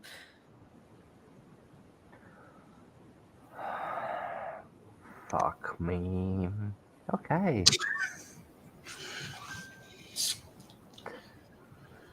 Again, I'm just having little tastes of food and drinking coffee and eating bread. Is anything else happening to the people actually eating? Like they was in like showing They're- any effects of poison or turning purple or something? Yeah. Absolutely nothing. No. Okay. It all seems perfectly normal. Again, there are some people who are maybe drinking a little too much, but Yeah, I mean, you it's know, a it's a free celebration, bar. so, Yeah. of course. It's the night before a wedding. People drinking too much is the very definition of perfectly normal. However, since you're kind of casting your eyes around, seeing, you know, how other people are doing, you do notice that Mary is definitely not touching the meat. She's eating the vegetables, but not the meat at all. Yeah, same as me.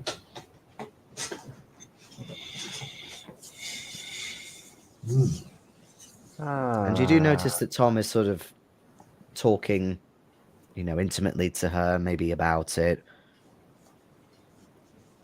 Who is Sir Roderick talking to? Anyone? Or is he just tucking straight into his food? Sir Roderick is... he's definitely eating the food that he's possibly paid for. You're not sure. But yes, he's talking with pretty much everyone along the top table as much as he can.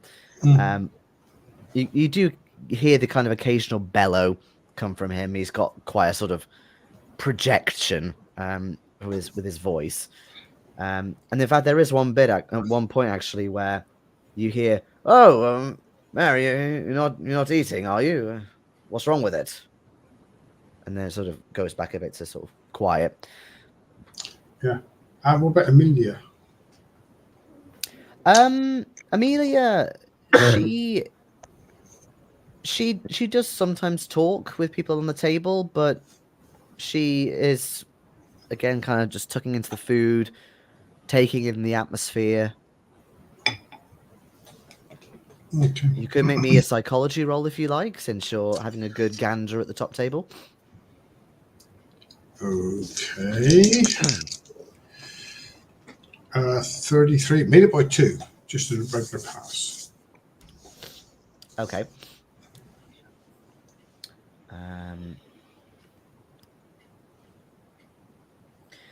Yeah, okay. So you definitely think that Amelia is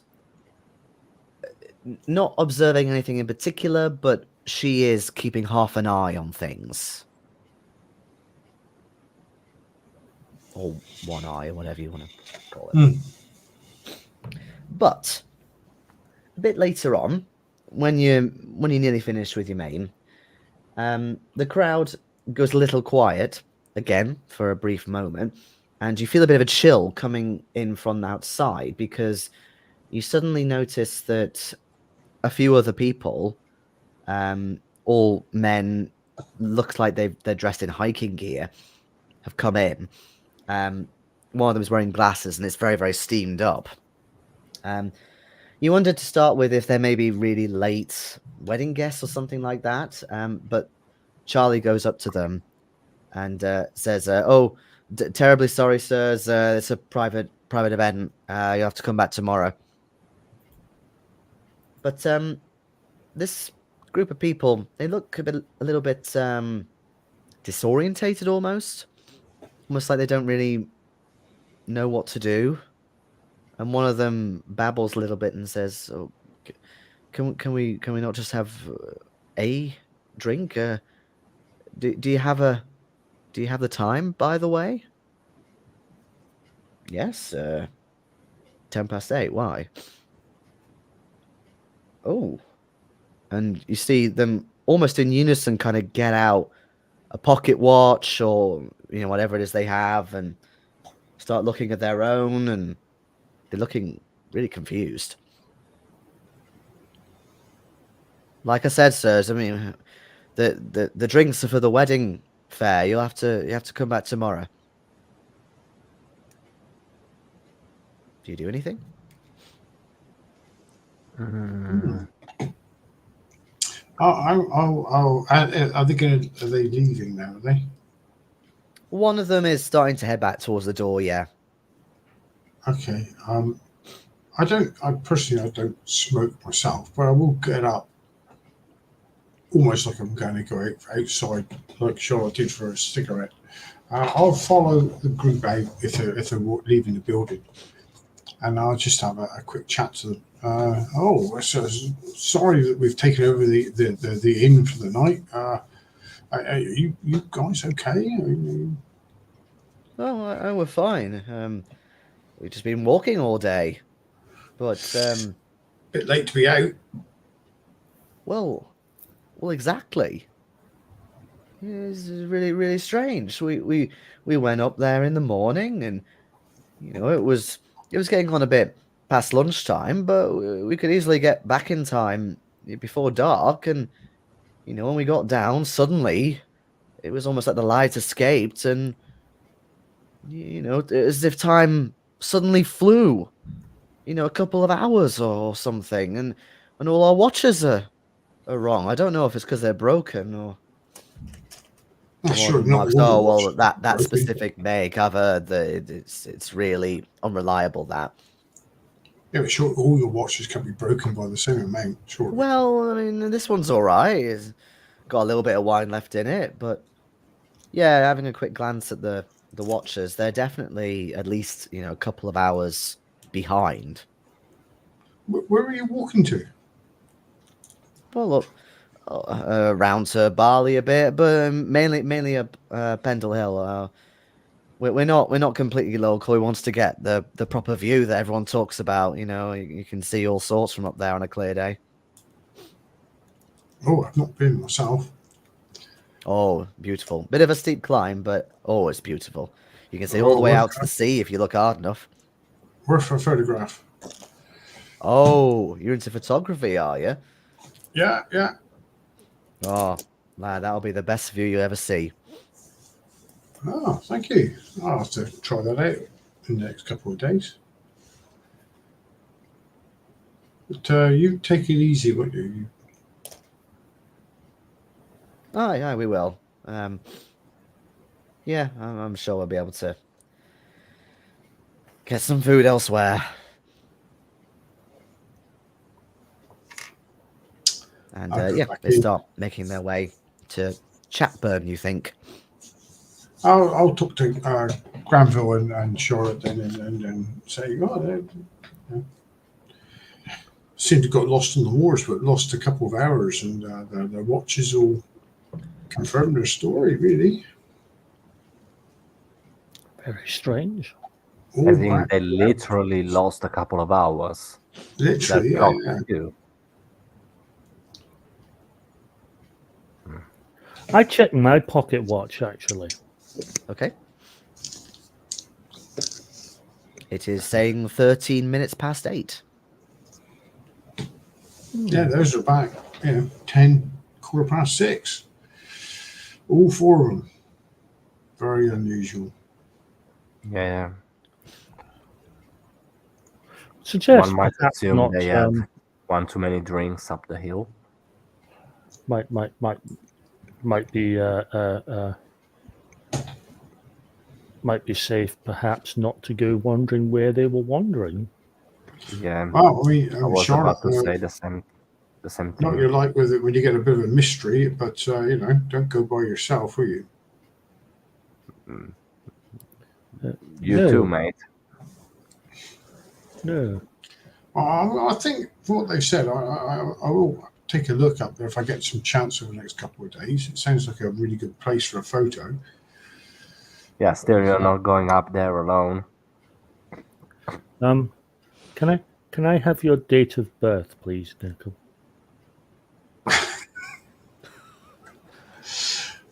I'm sure it'll be fine.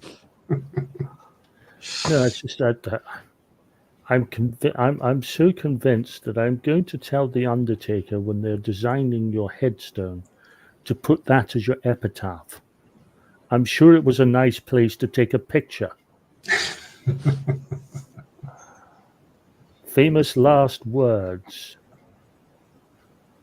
There's just something off about this whole thing. We saw the emaciated sheep. We've got watches not working properly. We've got strange, people being overly familiar and strange with regards to pig. Very strange pig custom. I agreed. I just wonder if that little boy has more insight into this than perhaps his parents give him credit for. I'm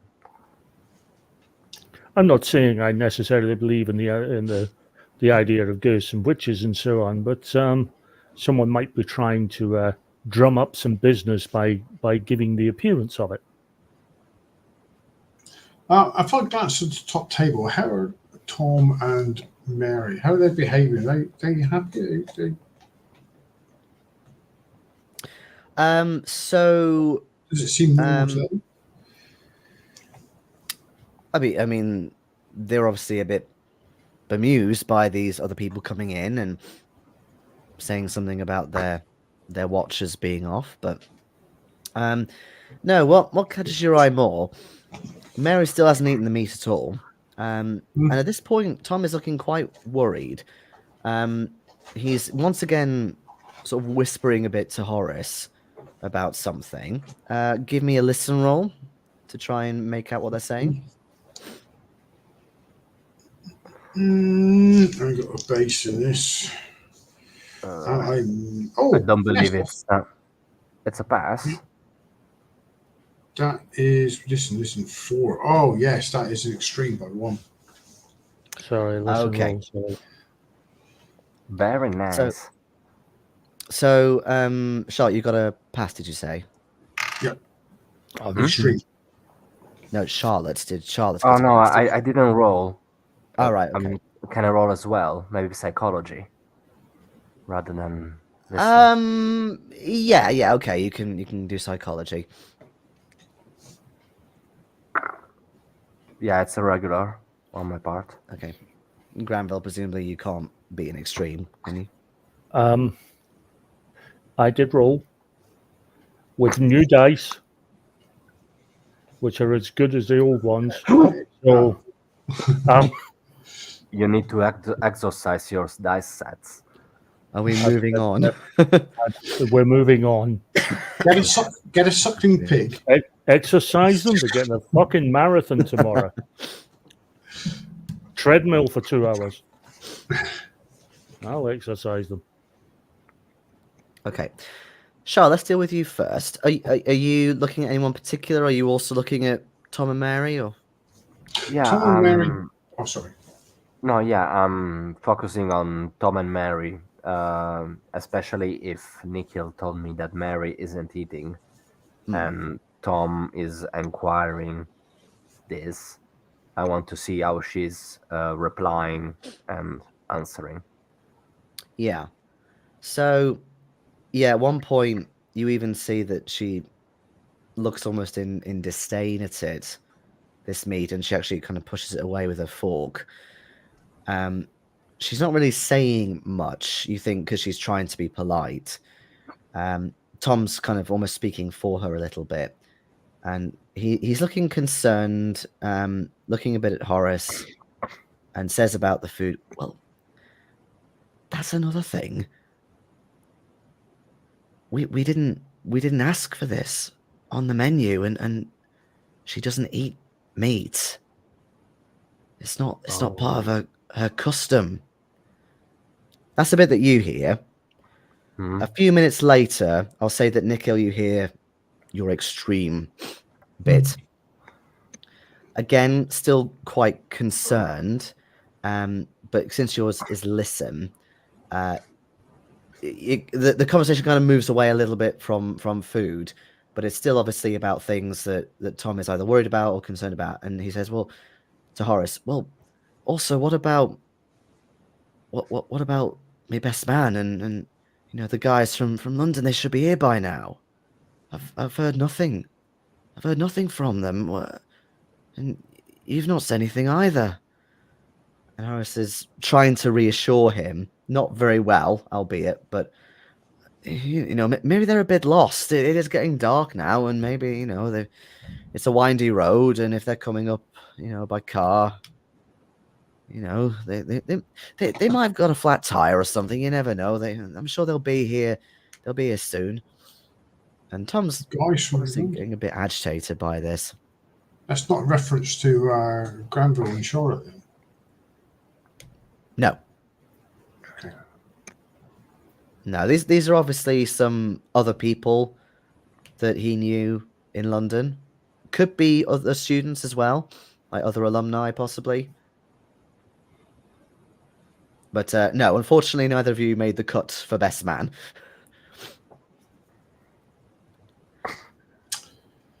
You're not important enough in his life. He's made his bed, then he better lie in it.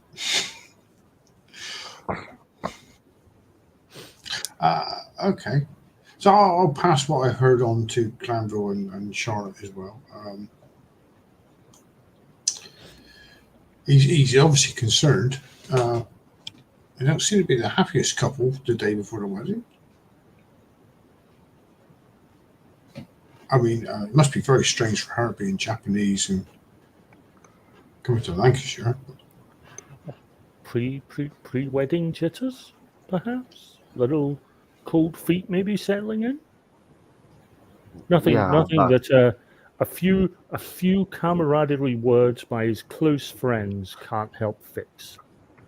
Yeah, as far as I'm concerned, Amelia had a part in organizing the whole thing, and if she made requests for meat not to be served, and until and now she finds a whole pork sitting in front of her.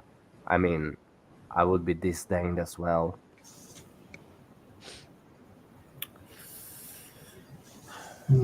Is Amelia trying to sabotage this wedding, I wonder?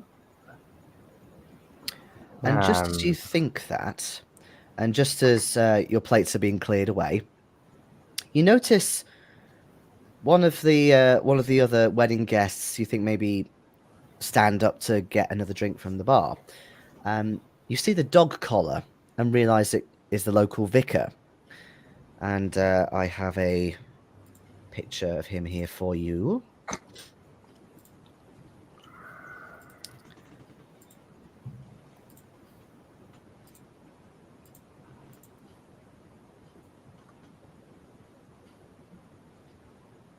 His cheeks are a little bit more flushed in that photo. You think he's been on the wine or the sherry. However, he stands up with his wine glass still in his hand, and it's sort of, yay full. And after a couple of steps, he actually stumbles quite, extremely, and there's a couple of reactions from that, like, oh dear. However, that sort of jesting, it quickly turns to panic. He staggers to the center of the room. He's splashing wine from his glass around as he does so. And before anyone can react or go up and maybe catch him from falling, he actually throws his head back. A bright light emits from his eyes and his mouth, which is now hanging agape. And then he begins to speak in a raspy, forced voice. His feet are also hovering off the floor. "Leaveth this place, lest ye shall die one day hence." And he outstretches his free hand ominously at the crowd while he's uttering this warning. And then, almost as quickly as this started, the glow from his eyes and mouth suddenly extinguishes and he collapses on the floor. His glass drops from his hand, smashing next to him. His contents of red wine spilling all around him. I think that's a good time to end today's session. Wow. As to paraphrase, my last sentence in the chat. Yes, I was about We to are say. leaving. Yeah, to paraphrase. We are leaving. We are leaving. I'll lean over to Alexander and say, "Big day out for you then."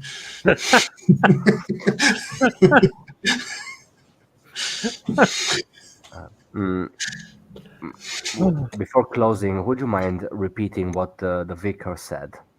Get a camera. Can you say it again? Oh, actually, I got that slightly wrong. Wow. He says, "Leavest this place, lest ye shall die one day hence." Leave us this place. No, leavest. Leave us. Leave us. Leave us. Leave us this place. Yes, not leave us. Apparently it's leavest. Okay. Sounds like a plan. Yep. Okay. I don't mind if I do. Okay. Love you, Roll man. the credits. Roll the Love you, credits. man. Love you, man. Enjoy the wedding. Get off. Fantastic one shot. Oh, wouldn't that be good? Right, okay. I'll end the broadcast there. Thank you so much. That's And, brilliant. And Lovely. yeah, we'll see you next week. Yeah, Of course. next week. Bye. First meeting. Bye bye.